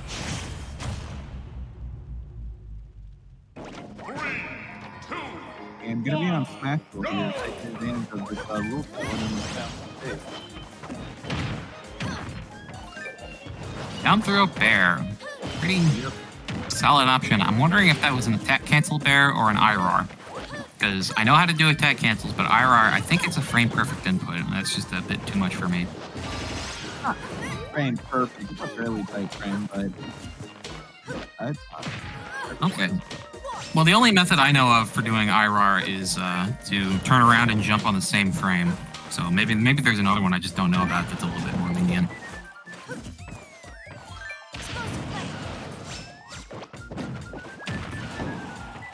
He almost rode that ledge and barely managed to get back to grab it. That teleport. And so far, this game being a lot more even. Actually, it's completely even now. Yeah, Aunt Jay just taking advantage of this moving platform to dip in and out and use those projectiles of his to get some chip damage. Almost dies to the explosive flame, though. Gotta watch out for that. Yeah, and although the percents are pretty even, you can already see Bobo starting to hunt for a kill here while Villager is a little ways away before start doing the same. Just barely lives that, but he's got to be careful. Dash attack, explosive flame, back air, those will... Really? He survived that. I guess explosive flame is probably stale at that point. Yeah, he's already hit him with 2 or 3 of those, so it's kind of stale there, and he was at ground level, so... And Andrew's going to want to support this kill pretty soon here if he wants to be competitive. A little too much on him. They're going to do it. There is going to do it. Completely fresh off that stop.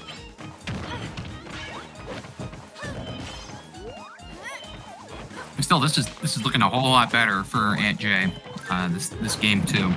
Yeah, if you get some bread and butters here, it would be a lot to help keep this up.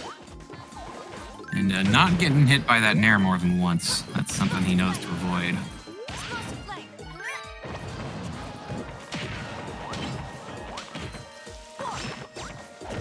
Global running out onto that platform while Village is kind of quick there, using it to recover. Fishing for that back air dash attack on the platform, trying to take up early goal.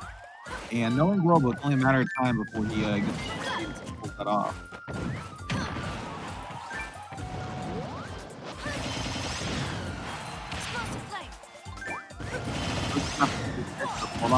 But Global will do it. And he does manage to go out there and secure KO off the side with an air, calling out his recovery on that rocket.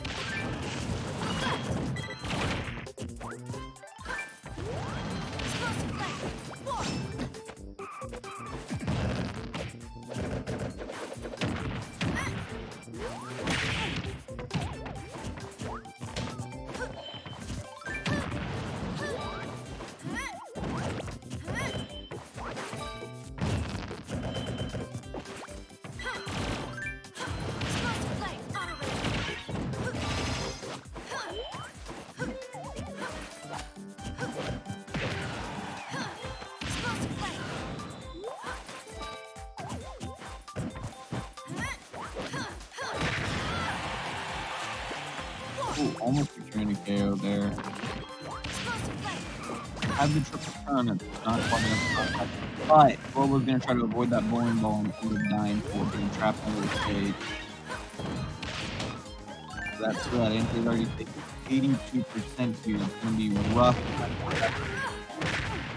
Okay, but he's working with something here. He's going to need to... Strong up here is off the up smash. Not in a bad position right now either. No, trades that back air for a Lloyd. It's not the best trade, but it's better than taking no damage at all. Now he's kind of pinned down at the ledge, but landing on the up tilt. Okay. Up, getting some stage control. Trying to call out the warp there. Didn't quite get it, but he's got the right idea. Oh, he was fishing for that act there. Runs back for a read, jumps in, barely doesn't enter Naga. Okay, nice defensive Nair on stage. He didn't try to commit. He just used that platform. Waited for it to come save him. Let him get off ledge. And he stalls on the ledge there just long enough for that platform to come give him kind of a ceiling to jump under. And then get back up stage. Oh, no. That explosive Global flame's gonna hadn't do it. used that explosive flame in a while, so it had unstable. Only at 140. Good stuff to both players, but Aunt J Global just has the not sickest quite. ankles. I don't know when you commented that, but I'm guessing that wasn't the time that he teleported on the stage.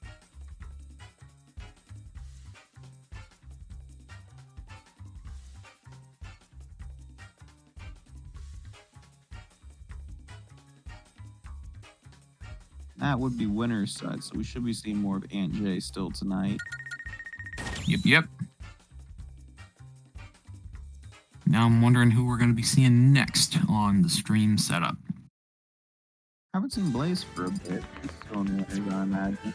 No, we've got Models Blaze queued up for winter semi, so I'm wondering if we might see that. Or nope, looking according to bracket, we're going to be getting Yoshi Kid and Rachicha. Or maybe not. I don't know what's going on with the overlay here. It's got Blaze Models. So I guess that is what we're doing.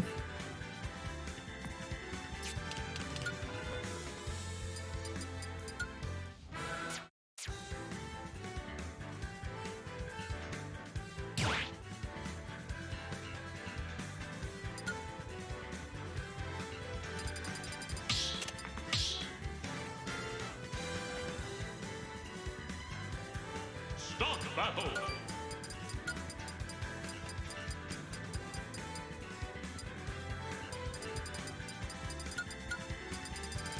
Fox.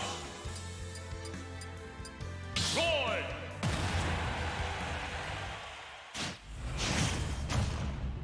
Great. Right, I have to step out for a little bit. I'll be back. Go. Miles up here going Roy versus Fox. Very, very aggressive character. I would not be surprised to see much faster step in that last one. Both these kids have no issue killing at 100 or below with some very powerful setups and just a few conversions. So far, though, it's very even.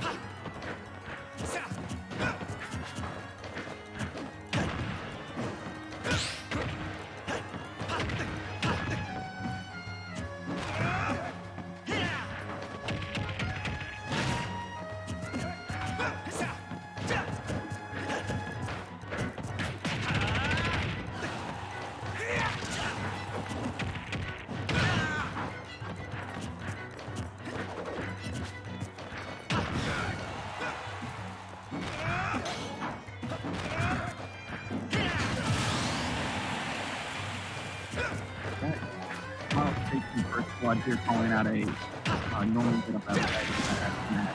Very, very good at timing and practice to call out whatever option you need to get off. So it's my favorite of these. And also managed to start off with 48% already in the got knocked out the leg. Not gonna go out to try to get the recovery. Like all out of earlier than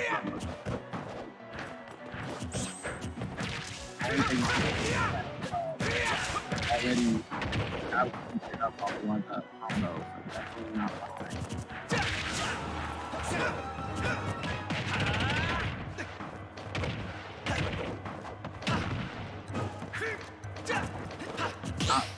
For that setup out of there and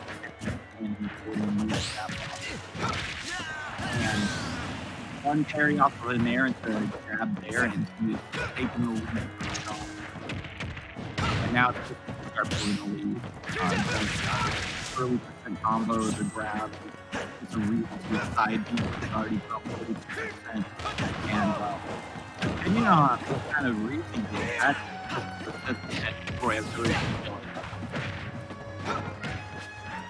John really needs to talk that blood and just attack grab. Going trying to cut up the middle and this category. Back at the ledge, trying to jump off and back out. Bad place to talk. Alright, reverse way off the base. Harder time hurting off it, and indeed plays the big game. It's not an option. Right around 100%.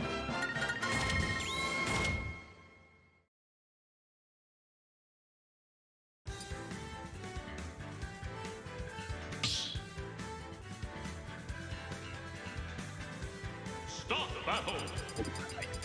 Fight!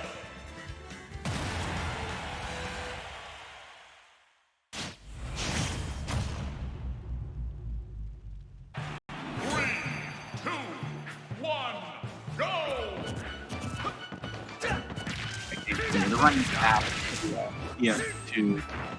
It was a fairly given that people started to run away with it, so model's not going to be not taking advantage of it.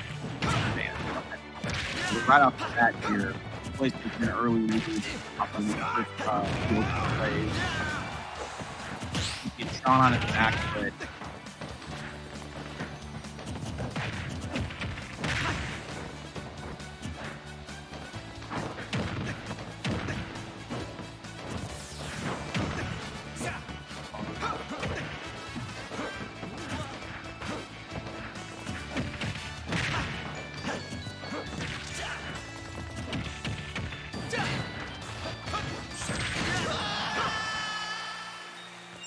Okay, both securing that first stock. Just standing at rolling on ledge there, waiting for Sean to pick an option. Or capture with that up air. Getting the sweet spot and killing him, and now, boom. Now dying to an unfortunate SSBU there, dropping the ledge. And that's probably shots that he wanted to do back up. Giving Sean a bit of a windfall there, now able to even up the game.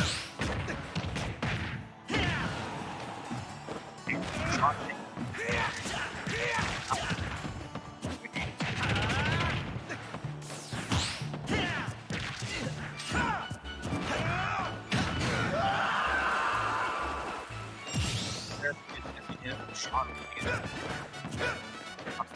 platform. It's honestly great for the-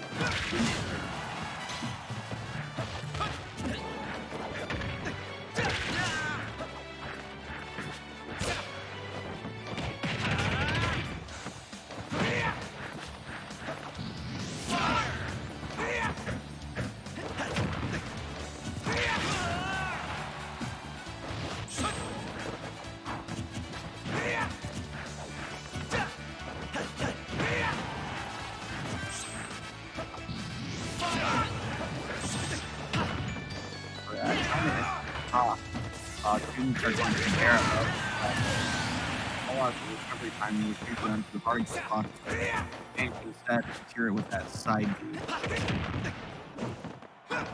For the last podcast, I've got a bit of a lead here. Boy, at 80-90%. Seems like the word is probably going to kill to get landed, but right now, just keeping that plays on the ledge. Okay, yep, I'm back. This is looking very doable for Models. Yep. Blaze took game one, and not too surprising. I know Blaze has got the leg up in this matchup. But Models has shown that he's definitely capable of closing stuff out. Though he does have to be kind of careful here, because he is now basically at kill percent. He's only managed to do about 20% of Blaze go out a minute or so here. And ooh, that could have been it. Okay, really odd angle on that back air. Sean has managed to follow Blaze to the leg a couple times this set, but There we instead go. manages to secure that game with an up smash rather than one of those ledge traps he goes for most of the time sets that I've seen him play. Yep, Models is... Yeah, those are his two main ways of securing stocks, and I think that's just a Fox thing in general. He's either going to get an interesting ledge trap, or he's going to go for an up smash on stage, and he's going to get it.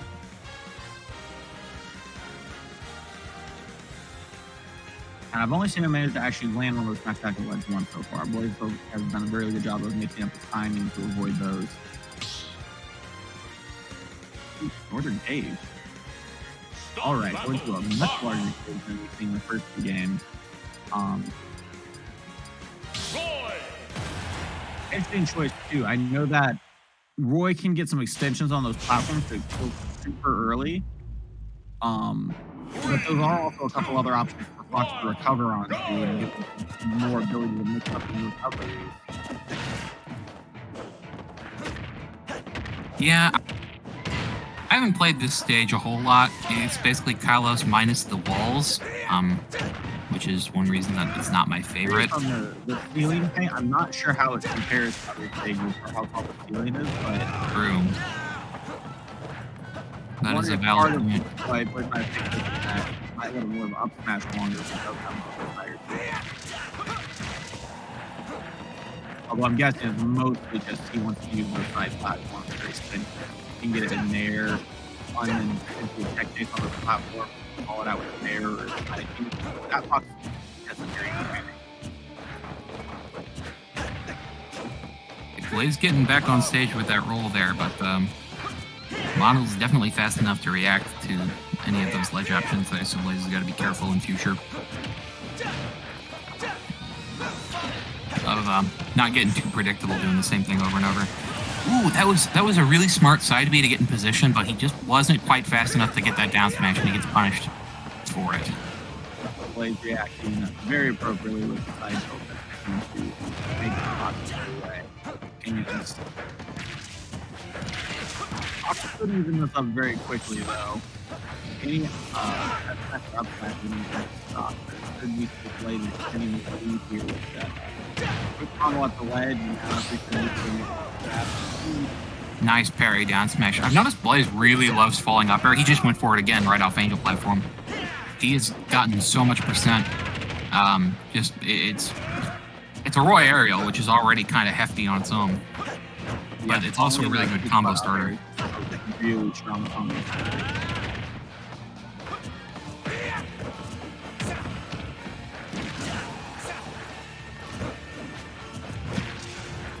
So things are just about even, though Model's I'd say definitely it's a closer. Little in Blaze's favor right now, considering his character's ability to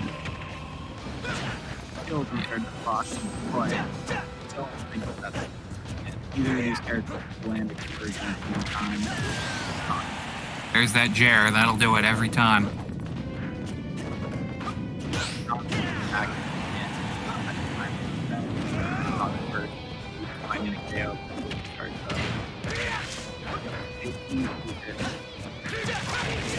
Don't run up at there and please die by him. Now, the attacker does do it, not going to go across it. Just barely kills. Plays had some pretty bad DI on that too. If he had helped, up on that, probably could have made it back angles, but it was very, very bad. And now Sean cleaning it up, pulling out his own short combo there.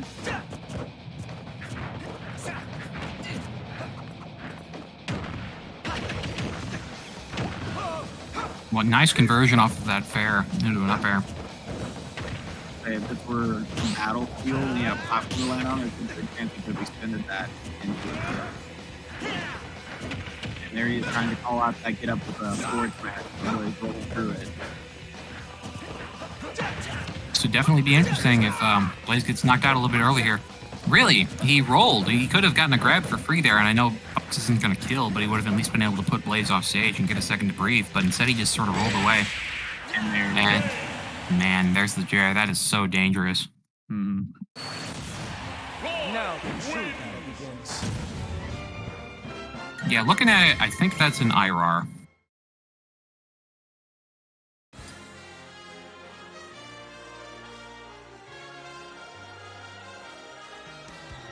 I know Blaze does both IRARs and attack cancels depending on percentage, and I think at percent. But the lower percents where they don't get launched with he uses IRA, that instant reverse aerial, quick flick of the C stick, and you get that maximum drift that you need in order to keep them up. But unlike Roy's jabs and strikes being higher at higher percent, so he does have to instead go for a large because he has to deal with full hop, which you can't do out of an IRA. It's because IRA is always going to buffer a short hop. Yeah. There's a little bit more stick control required, but that kills a lot earlier than Braum does. Which is saying something still pretty good. Stop the battle.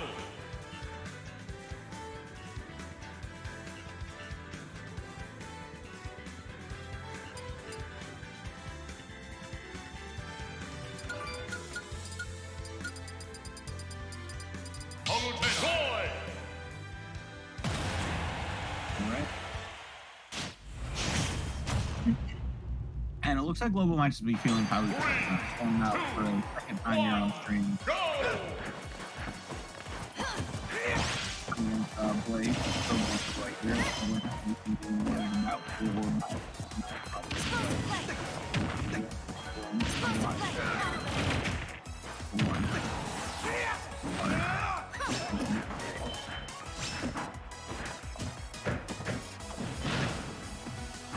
What's that? Global 100% here. Man, yep, showing that even when he's not going Game & Watch, still a bit of a monster. Okay. Blaze putting in his Hey, Hoodjet. aren't you supposed to be at a tournament or something? Yeah. Poop, poop, poop, poop. Nick poop. Hey, And he's gone, okay, cool.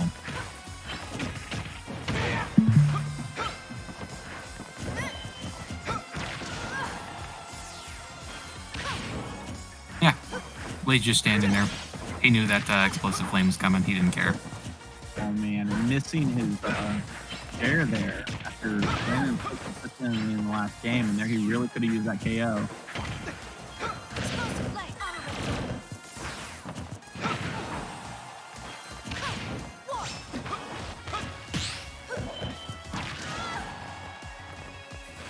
You have to have blow. You still take a little down to ledge here. He hasn't been a secure kill, but at least keep the pressure on. Yeah, he's Still will get the stage back and maybe start comboing him. commentator's curse, my friend. Blaze is doing a good job keeping Globo at least somewhat in check. But the way things are going, Globo's just continuing to chip. You could just say Globo's just calm rule in the corner, though. I mean, he's still on his first stop. He's got the move to poke from the corner with. Blaze First just can do now it. finally securing that KO at 167%. Not a percent royalty coming at.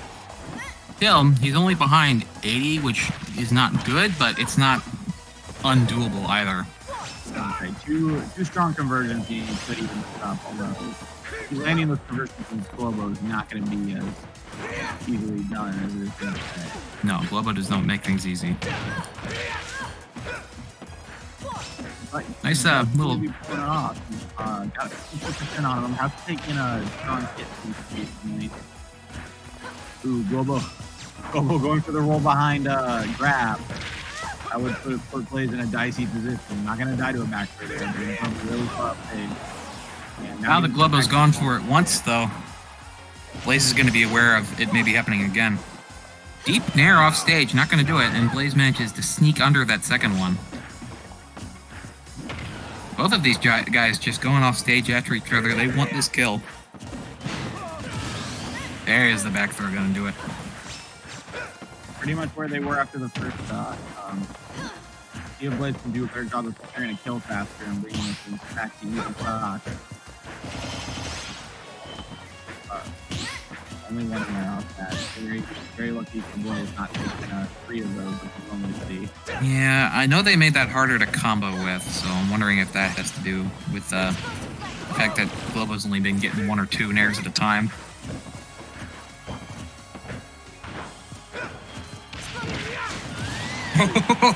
Goodness, just stood there, unafraid of the explosive flame.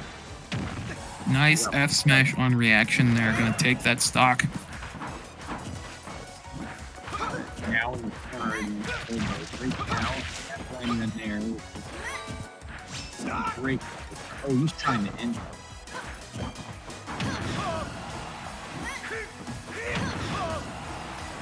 Blaze knows that he's got to take some quick damage and end it. Or yeah, okay, never mind.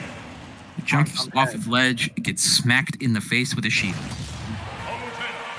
bad for you.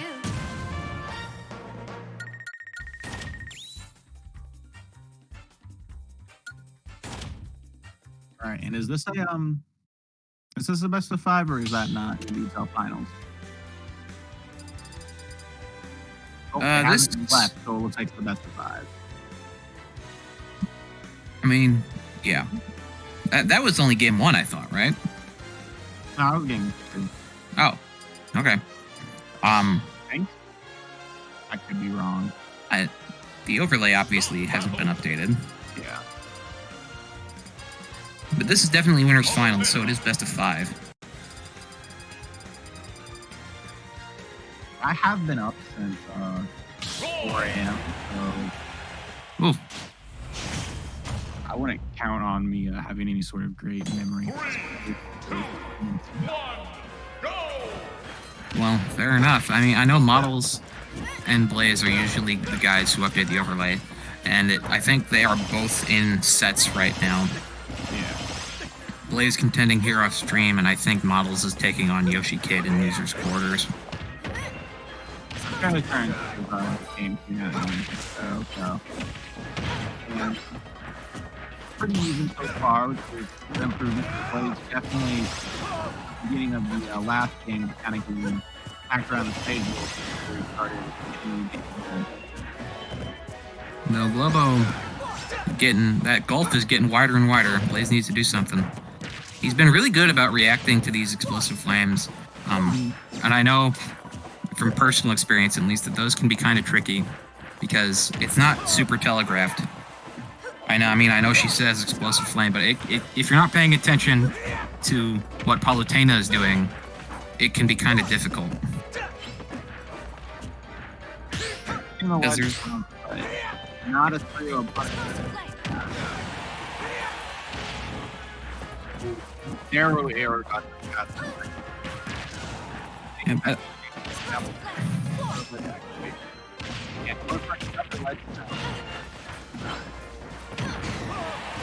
okay, back air from Past center stage is still going to take it. That back air does not mess around. Not at once. There he goes. Gets 2 of them.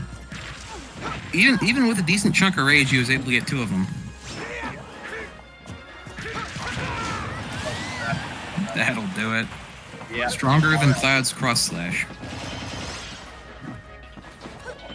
All right, reversing in there that time.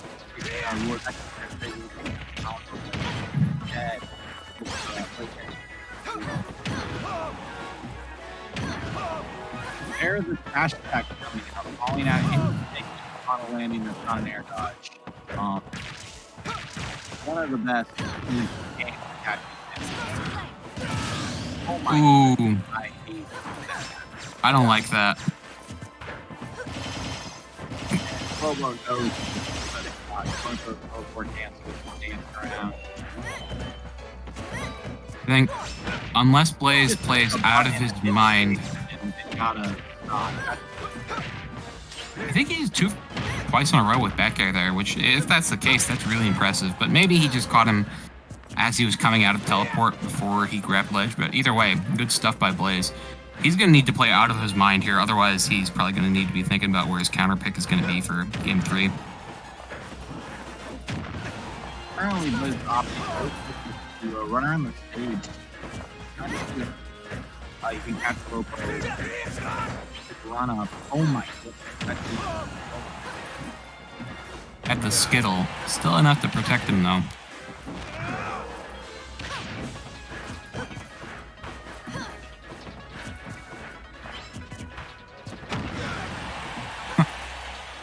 Just dash attacks in response to the empty hop there. Ooh, really weak fair. Still gonna take it. That would fall off. Now we have 145. We have the fresh stock on Robo.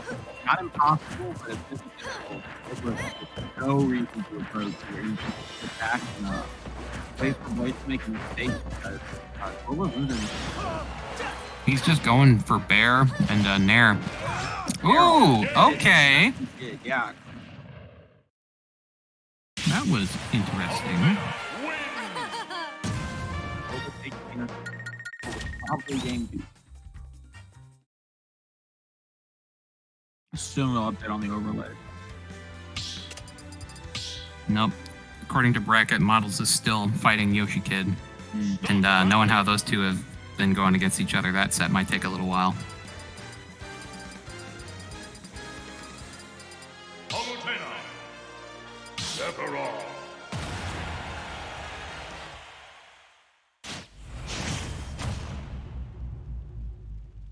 So Blaze switching off of Roy, bringing out his Sephiroth, trying to mix it up, not feeling that Roy is capable of taking it tonight.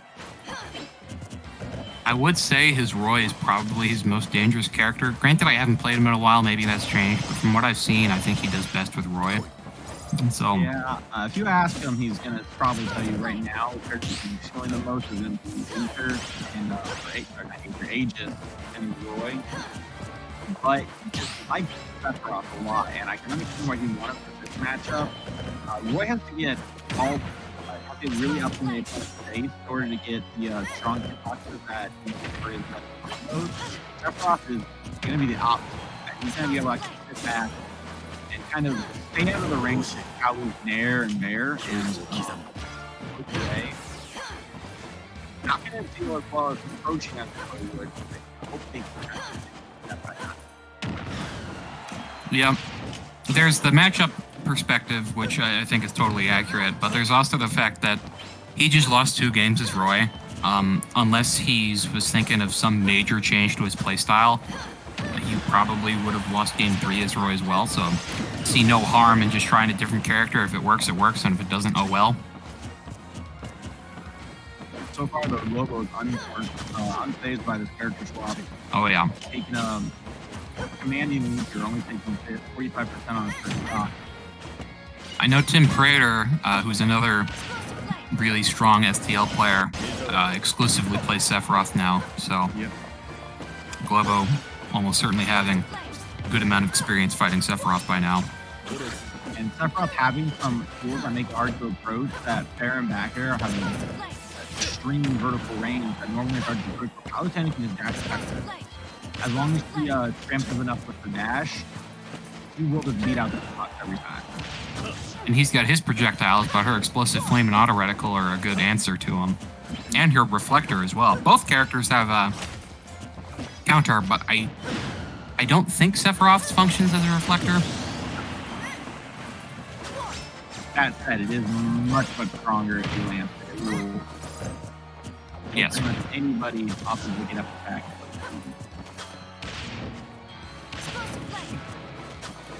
That's not what Blade is working out for Blade. Rolla is just too comfortable in this matchup. No, at this point, I think the best Blaze can hope for is avoiding a 3-stock. And, you know, comebacks are possible. People have made comebacks from odds like this, but Globo is not showing any indication that he's going to drop. Okay. Loses And first stock. From there, take the first stock, so there are some kind of life. That said, Still got a big hill to climb. Extremely is a extremely strong player when it comes to defensive play. So it's going to be a tough nut to crack here. And at this point, only 3 or 4 more solid hits, and Blaze is going to be either in kill percent or just straight out dead, depending on what Globo manages to land here. So he's got to be on his toes.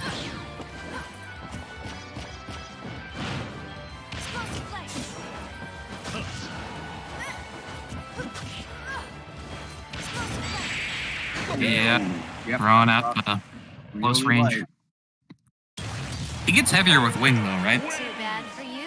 I'm not sure if it depends on weight, but I'm not super familiar with the properties of wing outside of the extra double jump. Well, I know without wing, he weighs the same as Kirby.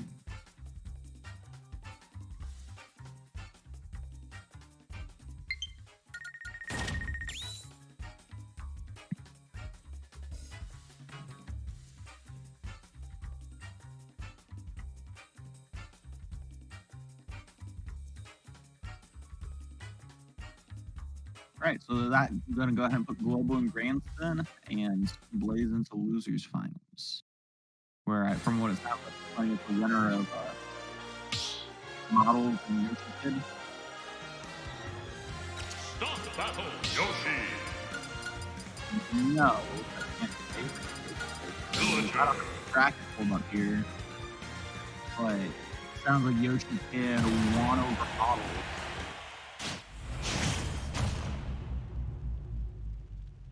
That's not too surprising. Yoshi Kid has beaten Models a few times in the past, and he's definitely really difficult to deal with.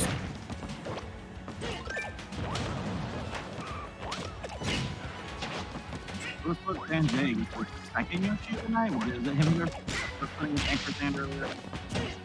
Yes. Alright, let's look at second set against Yoshi. That's going to be a much taller order, I think, with Yoshi Kid here.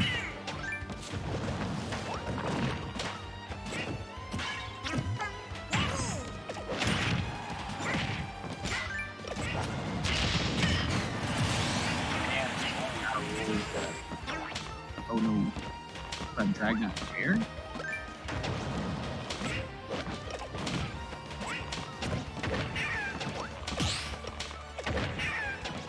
Yeah, AJ won this 2-1 in winners.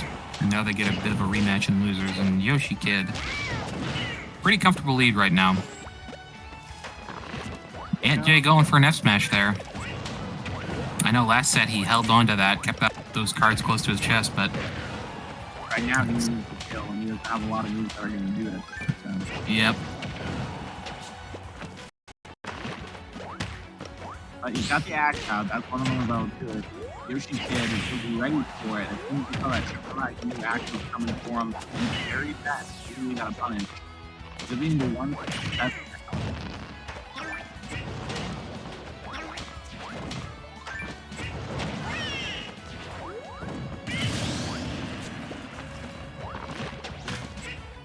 not sure if he thought maybe he would run his system or if he just stayed there.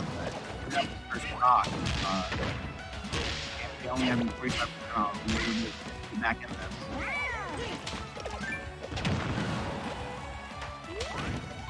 Like I said, pretty unfazed by using that stock like that. He now got Ante well into kill percent. NJ isn't playing like he's scared, though. He's just sticking to his game plan. He's eating the occasional stray hit, but it's a bit of a risk not playing quite as defensively when you're this far behind, but then at the same time, it can help you rack up some damage and close that gap if you are just reacting well. No punish on that twice in a row. He does get the tree, almost pretty close to killing. PS2 does have a really tall ceiling, though. Yoshi pushed in the corner, though. Oh, man. The double jump too strong. I don't think that was a strong hit, but yeah, still.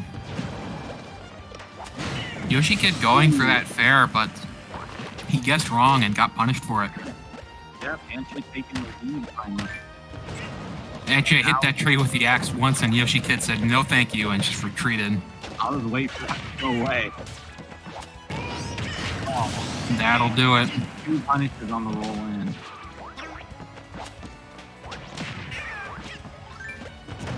Alright. Just about even on the last stock.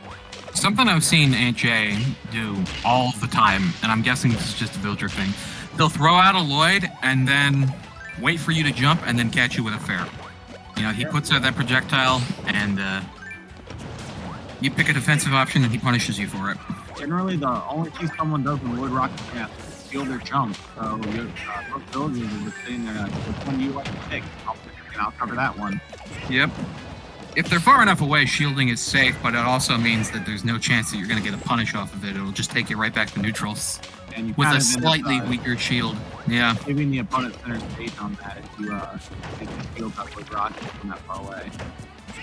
You're just going to walk behind it. True.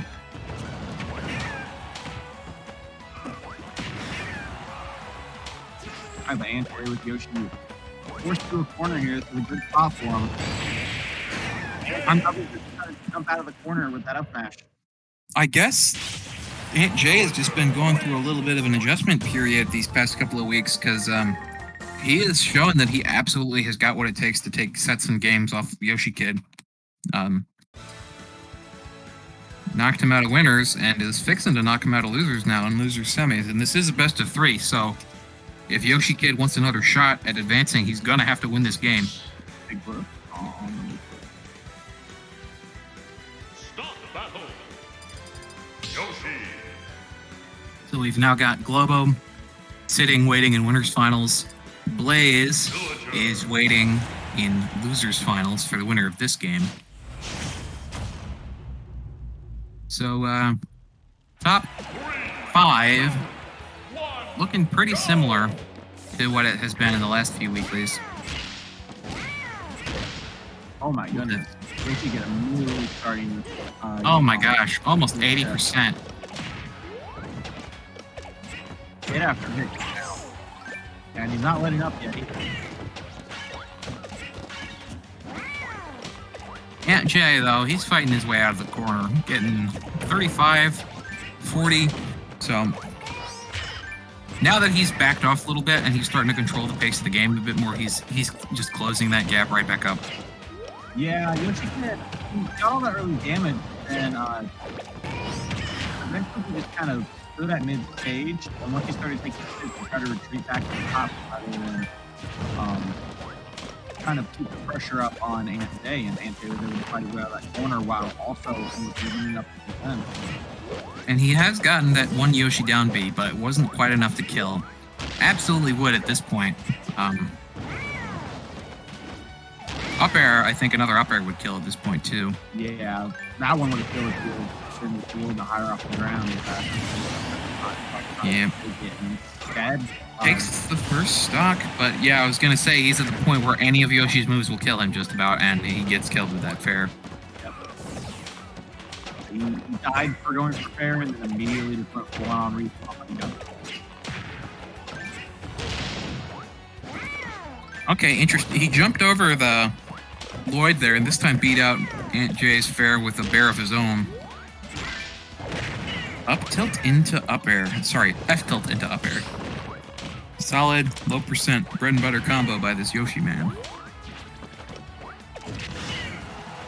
Ooh, let's go shield just in time to get hit by the X. All night. He'll set up his tree in a corner, and a lot of villagers you'll see sit behind the tree and want to try to catch what their opponent does to approach through it. Aunt Jay just leaves it there in the corner and runs after Yoshi Kid, out for blood with his axe. Yep. Though now he's at a bit of a as I say it, he gets the axe. The axe murderer. Out in force. Man, that villager jab feels like it should do more than 10% with how meaty it is, but only getting 10% off of it. Well, I'm not complaining. It just, by the look and the sound of it, it feels like it should do more. Yeah. Rolls through the void and gets hit anyway, because it takes a minute to get going. Very cool, Sakurai. Why is Yoshi F tilt a combo starter? I don't like that it combos. Oh my. Ooh, wow! Meaty spike. Nice. I think that was a reaction to that Yoshi air dodge to ledge. He just clips him. And Yoshi not hitting the stage, so no chance to tech that, just dead. Just falls into the abyss. Good stuff to Aunt Jay, not dropping a game to Yoshi Kid this time. Double eliminating him. Now he gets his chance to go up against Blaze. Again. No, not again. Globo knocked him out of winners. And now he gets to go against Blaze and losers.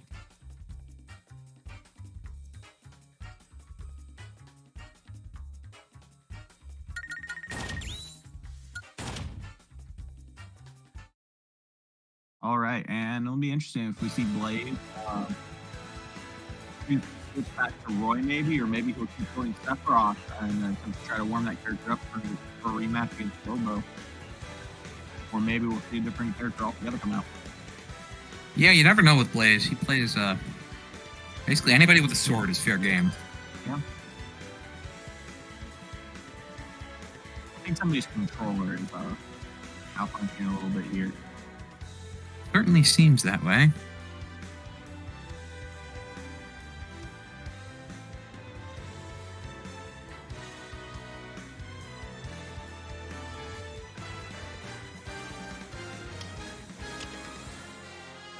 Really? The custom stages there. I saw Expand Dawn one and a Peter Griffin Kirby, among a few others. I don't know whose setup this is, but good choices. Yeah, I don't know why Nintendo won't just release another run of GameCube controllers. People would absolutely buy them. So it's just they could be printing money right now and they're just sitting on it.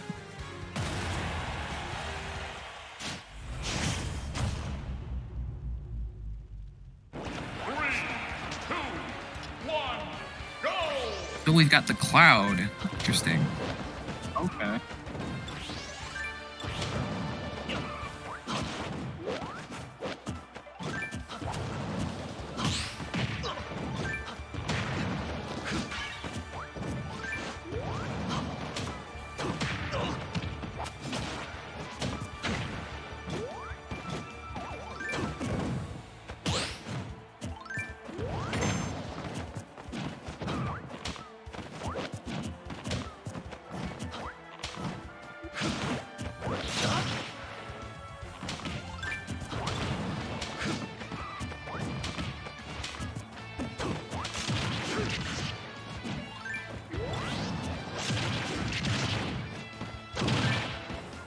Pretty even game so far. Aunt Jay has been getting all sorts of chip damage with Fair, but Blaze has been... I guess Cloud is... Yeah. But I'll benefit a lot from having the opponent approach, and charging is a great way to get your opponent to do that. There's the fact that he's got a few projectiles of his own as well, so if Aunt Jay is just sort of thrown out Lloyd on stage... Ooh! really good reaction to that up B there to spike him before he has a chance to fall to ledge.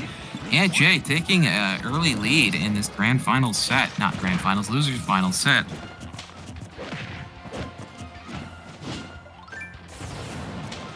Granted, it is not much of a lead. Blaze is capable of closing it out at any time here. Some of the back air here will probably close out. Or that run up smash. Only taking 11% there. And that lead, small as it was, is long gone now. Yep, Blaze is starting to turn up here. He's just chasing Aunt Jay down, not giving him a time to breathe.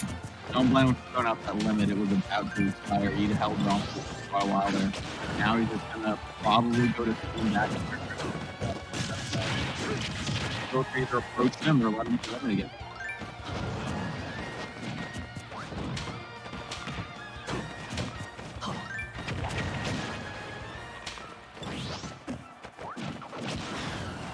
Projectiles from the matchup. Villager back, and Villager have a much harder projectile because normal play team limit really which side going to go through all of those projectiles. Blaze finishing out that second stock with a bear. Now he's up an entire stock here. Yeah, Jay has got to make a change. Struggling to find some damage here.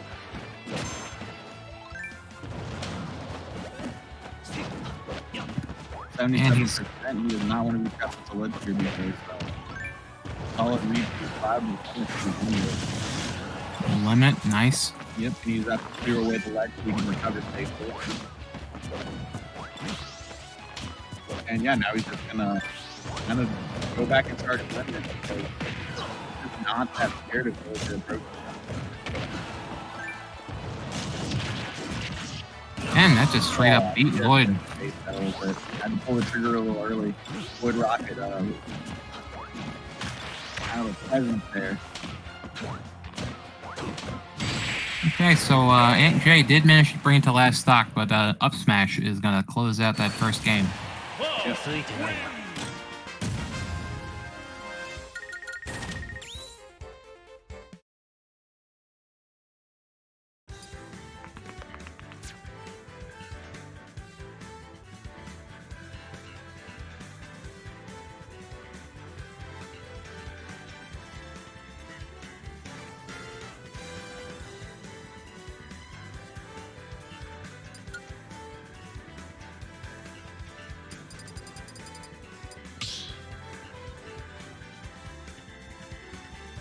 Start battle.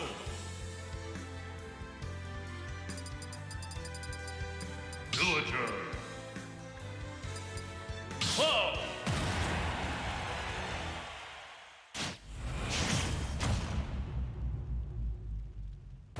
3, 2, 1, go!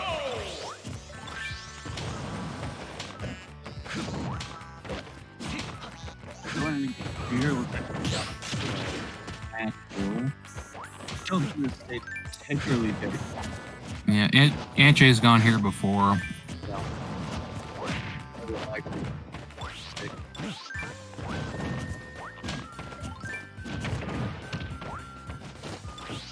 Yep, just goes right onto that moving platform, setting up shop.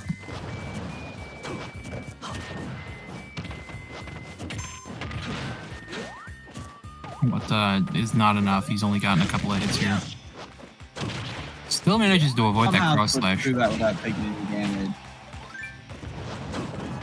It looked like he managed to sneak in between hits and then rolled immediately.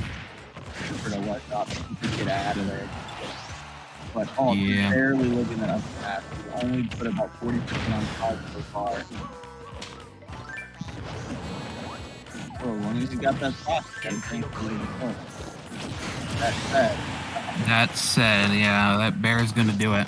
Yep, you just waited for that platform to start moving forward, and the new villager had to get off the platform, had him in the air.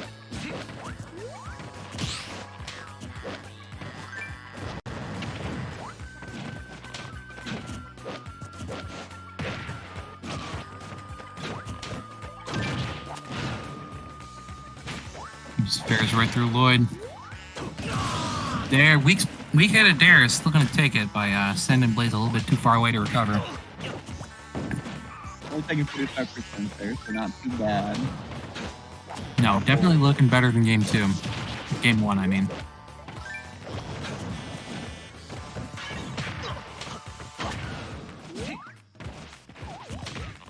He likes sitting on that platform, but he's got to be aware of the fact that Cloud is capable of covering it with his up tilt, up smash, and all of his aerials. Nice little down throw.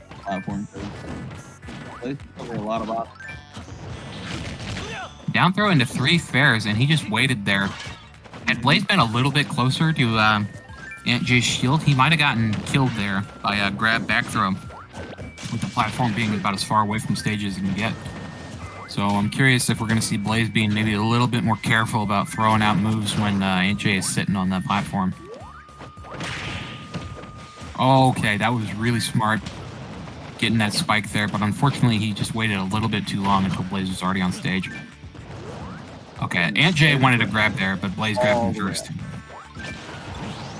Spike almost been grabbed earlier. He's not afraid to go out and take Aunt J on that platform, because yeah, Blaze that hit, it'll be worse for him. Blaze showing no fear here, even though it's pretty much a dead even game. He survives getting hit by the tree on the way up. Interesting. And the child. Blaze answers right back, though.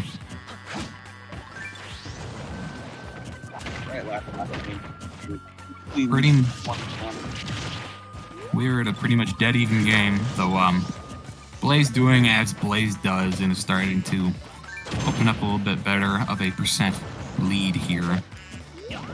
Curious to see what he does with it. Aunt J has proven that he is still capable of winning this game. Just needs to play carefully, get a lot of chip damage, and then eventually he'll be able to get a kill option.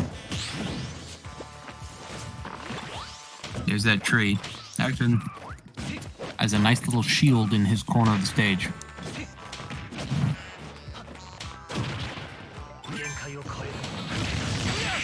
Oh, calls him out. Cross flash. Hadn't gone for it yet. And he's gonna sneak in there and steal that stock. And stealing game 2 as well.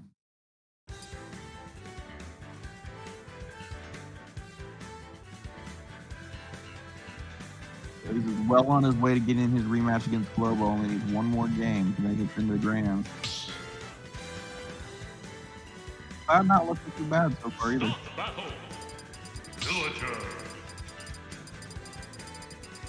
Alright, Aunt J immediately lost him in Villager. Looks like he has no intention of trying to end it. Right, making the change to Aegis. Making me think maybe he doesn't like know what he's planning to do for the is trying to warm up everything. See what he's feeling.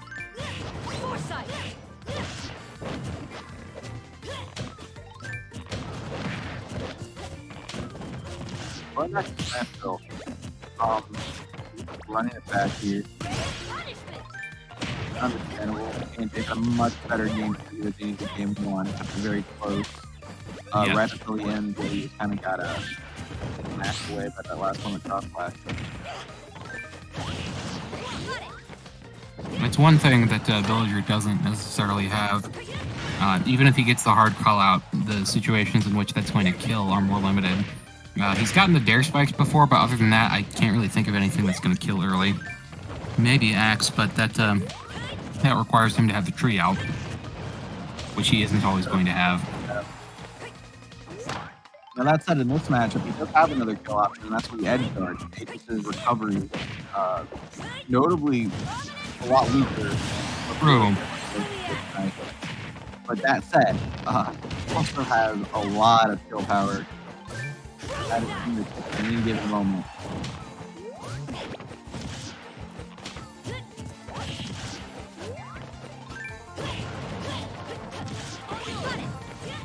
This is Mithra, correct?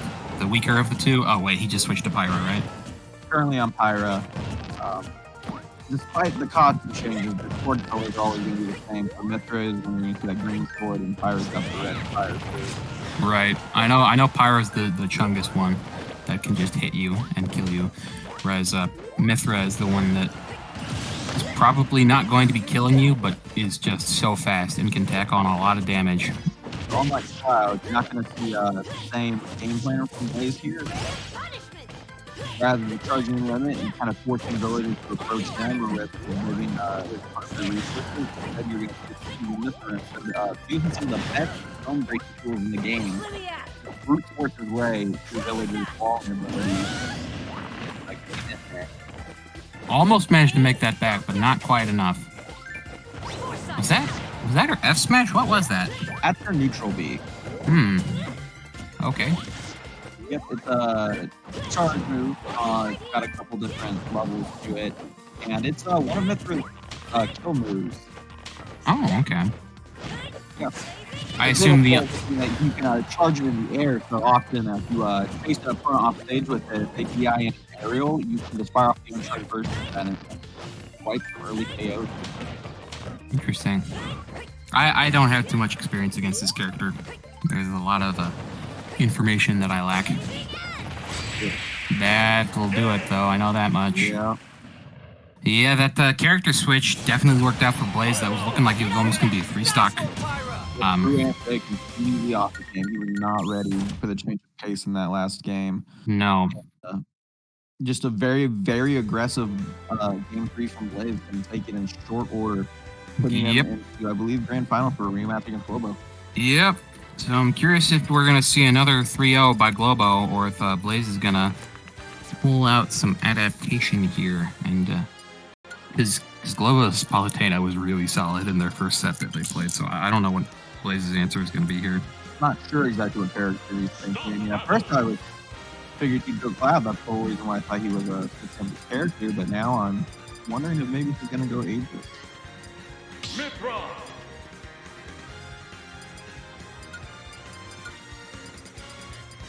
And that could look to be the case. Rolla sticking to Palu.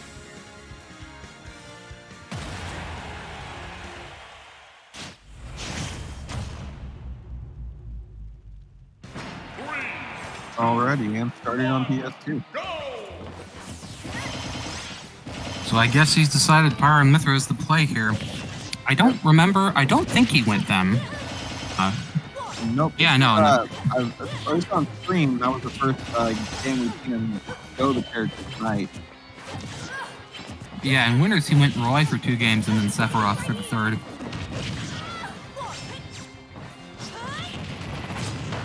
It's definitely working out for him so far. Yeah, so far he's kept Global on the back foot. Managed to call out most of his options so far and just attacking on damage. But Global managing to find his footing here, holding his stage and knocking Blaze off the side. Alright, Blaze has decided it's time to look for a KO. The Pyro and trying to catch him with something at the ledge. Not running back quite far enough so that probably got him, but up tilt gonna catch him instead. Pyro having the benefit of having pretty much an entire kitty killing him. Now, I might be wrong, but I think this is the first time Blaze has had a stock lead so far against Globo tonight. Oh, Rolla almost evening it up, though, catching that side B coming back. Not the strongest recovery tool, but making it back and still taking the chance to extend the lead. Juggling Globo, keeping him on these platforms, starting to just run around below him with as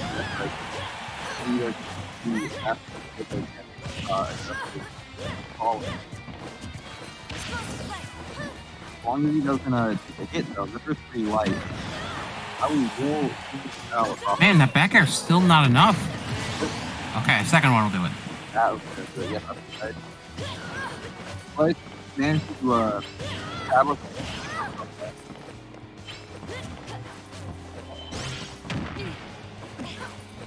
Last hit Nair into dash attack, taking a quick 20% or so.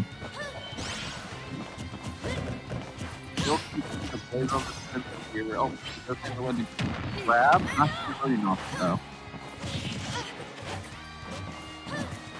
Globo slowly closing this gap. Yep.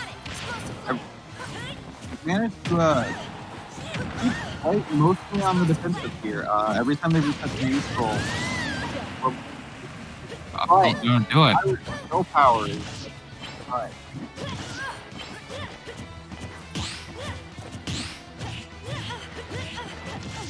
And Blaze is hitting these parries too and taking full advantage.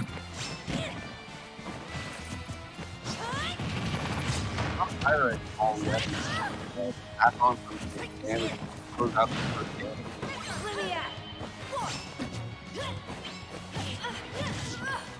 And when Mel Blaze wants this, he won every tournament until Globo started coming, and then he started getting second.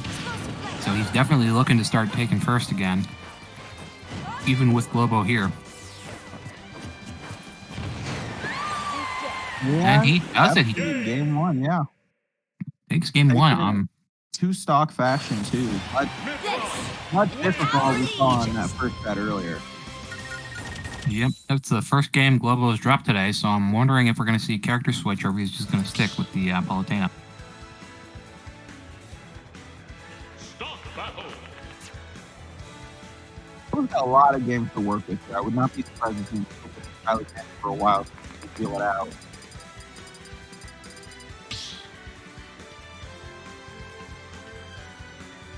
But that's I wouldn't be surprised. Yeah.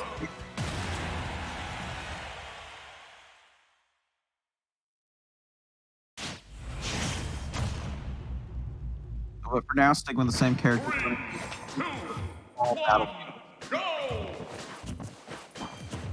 Now, Globo did die to Pyra up tilt through platform twice. That Yeah, is now you still know. obviously an option here. Yep. Kind of curious as to why this was the choice, since it's doesn't seem, at least on the surface, that it's going to benefit Globo particularly much. To have pretty much the same stage but smaller.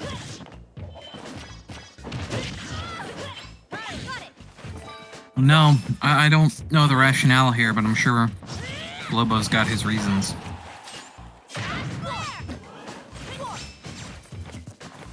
Going for some cute little edge cancels off these platforms here.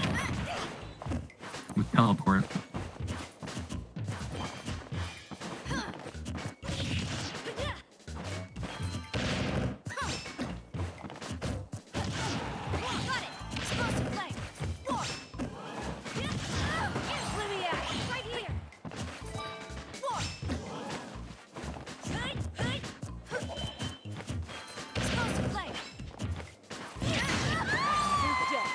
There's another one.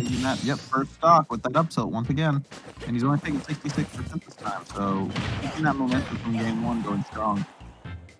But Global almost securing it with that back air conversion. It's not over yet. Blaze hasn't made it back yet, and Globo finishes it out. Laddering him off the top with explosive flames. Yep, down tilt fair to keep him off the ledge, and then 2 explosive flames to kill. He was not in a great position there, but he made sure to finish that stock right quick before he could take too much damage. Still, though, even though he's got a % lead, it feels like Globo's on the back foot. It's easy to feel that way most of the time when Mitter's on the stage. She's just so fast. True. Powers, was that a 2-frame? Blaze has done that repeatedly now with different characters where Globo is recovering from below with teleport and still gets smacked away. I'm guessing that was a 2-frame, but I'm not sure. I know on Pyrus specifically, the spike box on her dare is big enough to catch recoveries before they red snap, but I'm not completely sure that's what's happening there. I'm guessing 2-frame.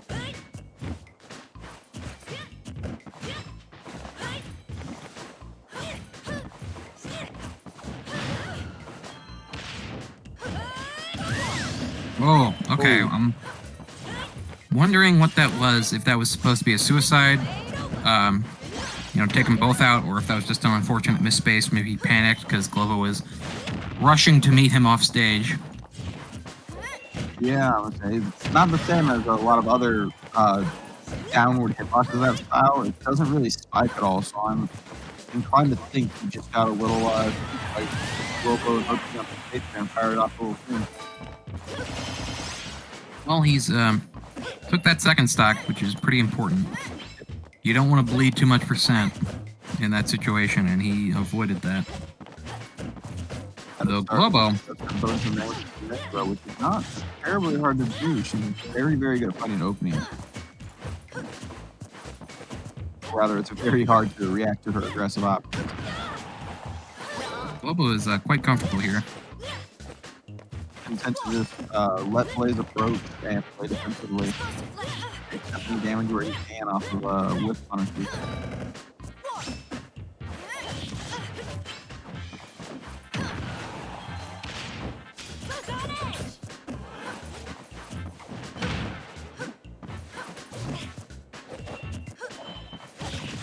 Down throw bear not going to connect, and now Globo is the one in disadvantage here.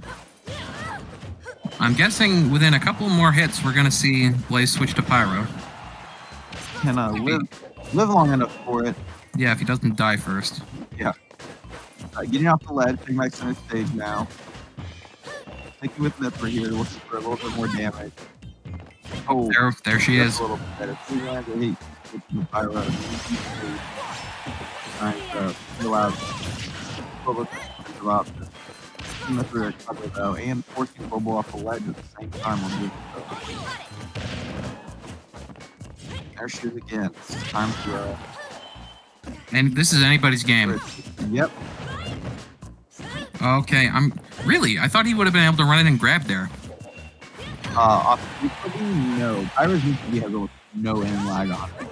It is a terrifying move. You want to punish, if you're not in a position to punish ahead of time, you want to respect it.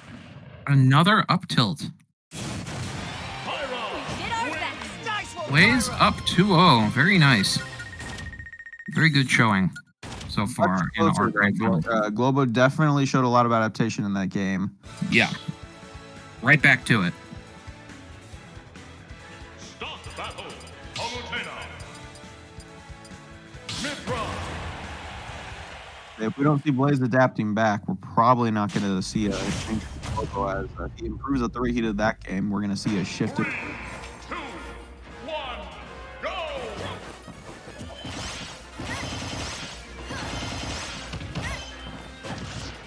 There's a near to reverse there to push it back the other way into a combo, but not catching back on the platform.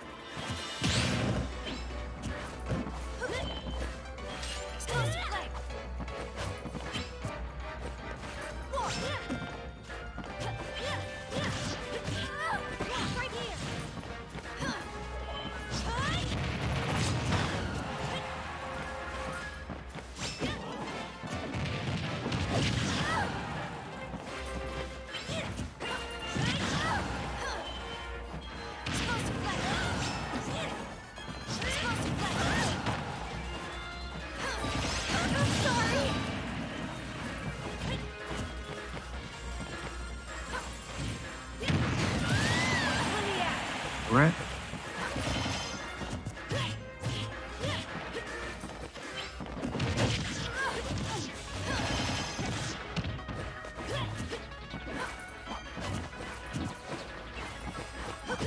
This looking like a very even game.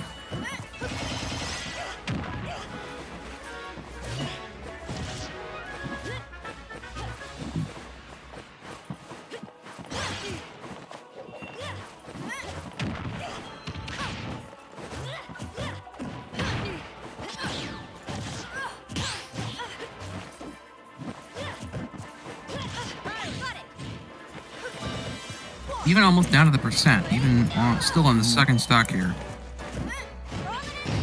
nobody's being able to take any sort of solid lead over the other till right there. Now Blaze manages to secure that stock significantly earlier than he did the first stock. Gonna put him in a solid position here to start. It seems the grand finals on the final start. overlay has moved further and further to the left with each game. I don't know what Sean is doing, but hey, I'm sure it's some bit. Lobo shielding both hits of the up B there, punishing the dash attack. Not able to kill.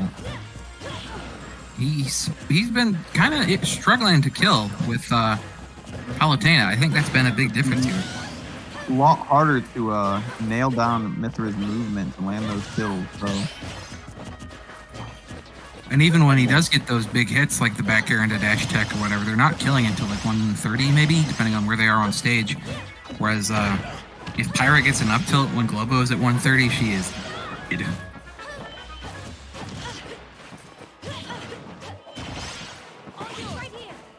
So Pyra definitely having way better kill power in this matchup, and something that Blaze is definitely leveraging. he's not staying on Pyro long enough for Rolla to really abuse her weaker points. He just switches her long enough to throw out a few moves, try to get a KO, and if he doesn't, he just expects the Mithra that way he can get back stage control and put himself in a better position. Smart, but Globo chasing him with a couple up airs there, not getting the third one. I think Blaze might be committed though to staying Pyra at this point because he needs to get a kill.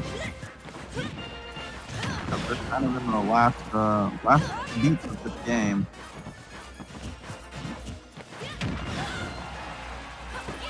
Back air not quite going to do it, especially when he can just switch to Mithra.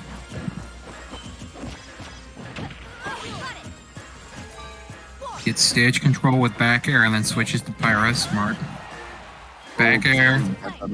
Still not going to do it. Okay. And that's probably going to do it. Yep. Globo's Nice. taking game 3. Globo forces the air dodge.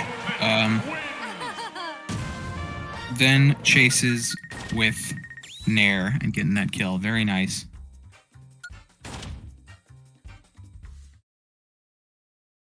Good stuff to Globo.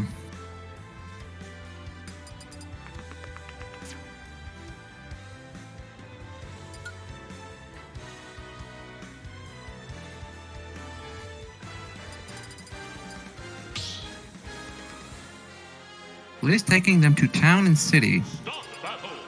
Palutena. Not the stage I would have guessed. Considering the amount of mileage he was getting off of up tilt through platform, I would have expected him to want to keep a platform close, but town doesn't quite have those options. 3, 2, 1, go! I guess it gives him more room to run around though with his very fast character. Yeah, and it's also just, I'm pretty sure one of Blaze's favorite stages to play on, so that's, yeah. It is definitely a fun one.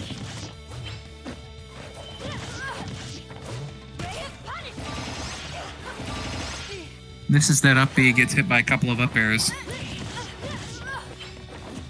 Gonna be something else too, is Mithra, she can combo up air and up air, and if she can get that first up air and land on one of those all side platforms, it will kill off the top. Interesting. Maybe that's something Blaze is going to be fishing for here then.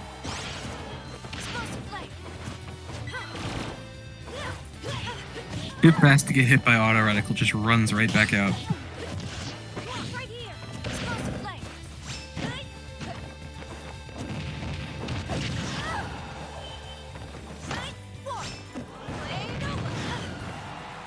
Flame Nova getting some decent damage. I guess that doesn't look like a kill move to me, but it does look like it's something. I mean, most things will kill past a certain point, true, but. And that is the uncharged version. It does Oh, okay. Yeah, if he charges that up, it becomes a very difficult move. Alright, I did not know that. But I imagine it would be tricky to land a charged version. You usually use it to catch somebody's movement, and it's also something you can drift off stage with, and it does work in the air as well. Okay. Blaze getting the first kill of this game, though, with his up B on Pyro. And has not dropped his stock yet. Globo's got to be careful because if he drops this game, then that's a grand finals reset. In the event of that happening, I'm wondering if he's going to stick to Palutena because Pyra/Mythra seems to be Blaze's answer. Oh, unfortunate air dodge there. Going to lose him the first stock of this game. His first stock of this game, I should say.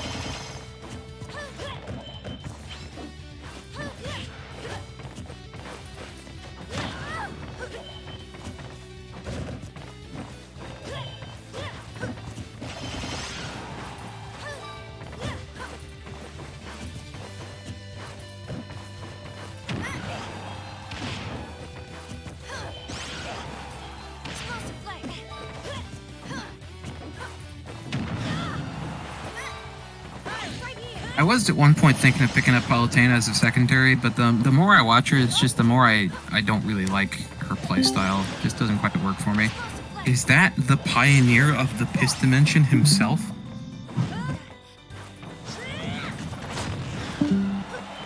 Okay, he's gone. Gone. He's gone. Off pioneering another dimension. Indeed. Oh, he returns. I'm back. Welcome back. This has been a bit of a nail biter here. Globo has... Blaze has been... his Pyra/Mythra seems to be the answer to Globo's Palutena here. Yeah, I haven't seen a set between them this close in a long time. Now, would you say that Globo's Game & Watch is better than his Palutena? I don't know. He's probably played them both for the same amount of time. Just his Palu might be a little rusty. I mean, it's not like a awfully technical character, so most of that rust might be shaken off on this one. It's not like a Joker where you've got to lap those drag down up air combos for another 10 hours before you're ready to play the character. You know? Yeah. He did take that last game. He lost the first two of the set and then took that game 3. However, it was pretty close, and this one is... Now that I just looked at the stocks, this one is less close. Yeah. Globo might have figured this out, because especially this is Blaze's counter pick too, and he is down an entire stock.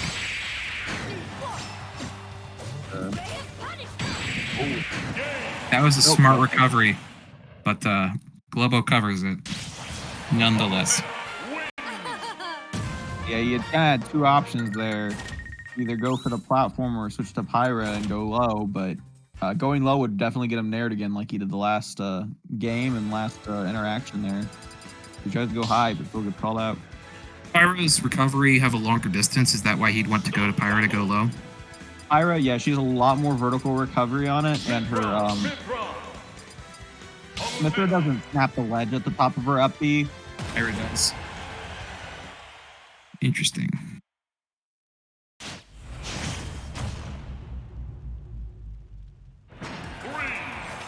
All right.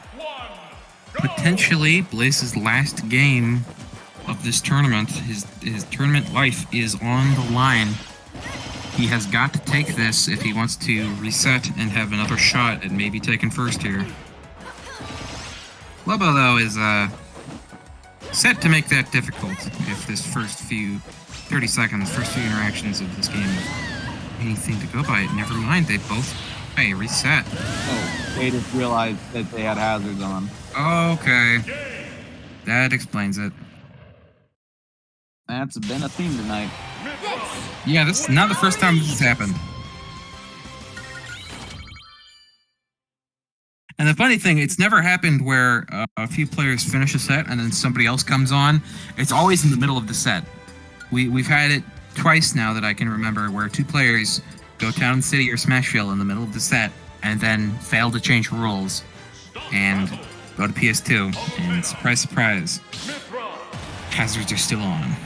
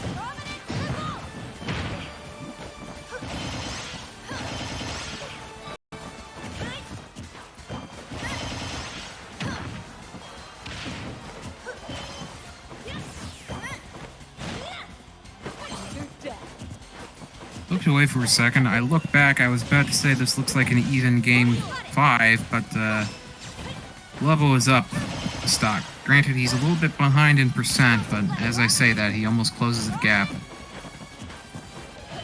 Blaze has got to be very careful here. I think Globo has got this matchup figured out.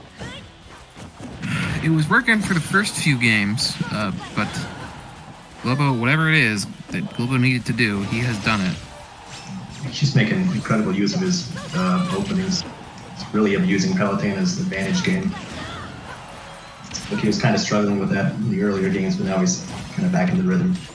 For a few games, they were doing about as much percent to each other, but Blaze was getting these kills with Pyra at I don't know, 120, 130 maybe with up tilt or whatever it may be, whereas Globo was needing to go a little bit further than that to get the kill, and that added up. But yeah, now Globo is just pushing and pushing and pushing. Even if he's not killing quite as early, he's able to abuse advantage state to get more off of every single opening. Yeah, I think he's only won neutral probably like 7 times this game, but that's turned into 2 stocks and 20%.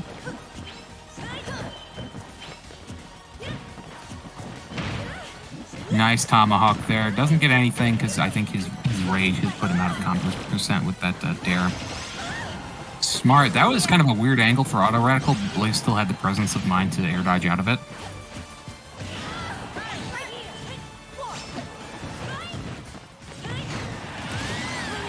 Clips him with the nair. That'll do it.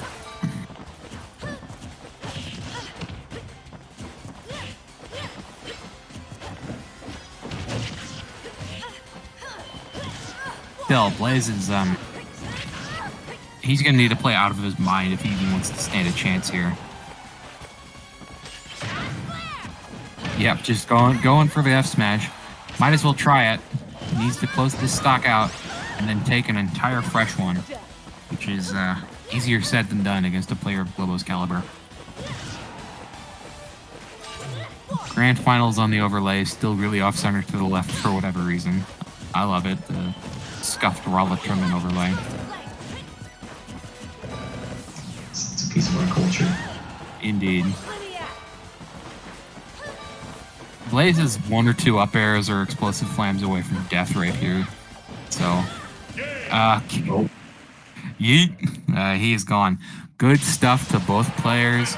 Blaze showing that he is very dangerous, but Globo coming around and taking the reverse 3-0 there, showing that he is not to be underestimated.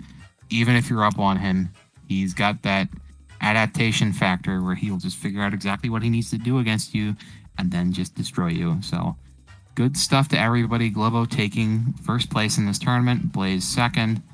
A lot of good sets. Looking forward to next week. Have a good evening, guys.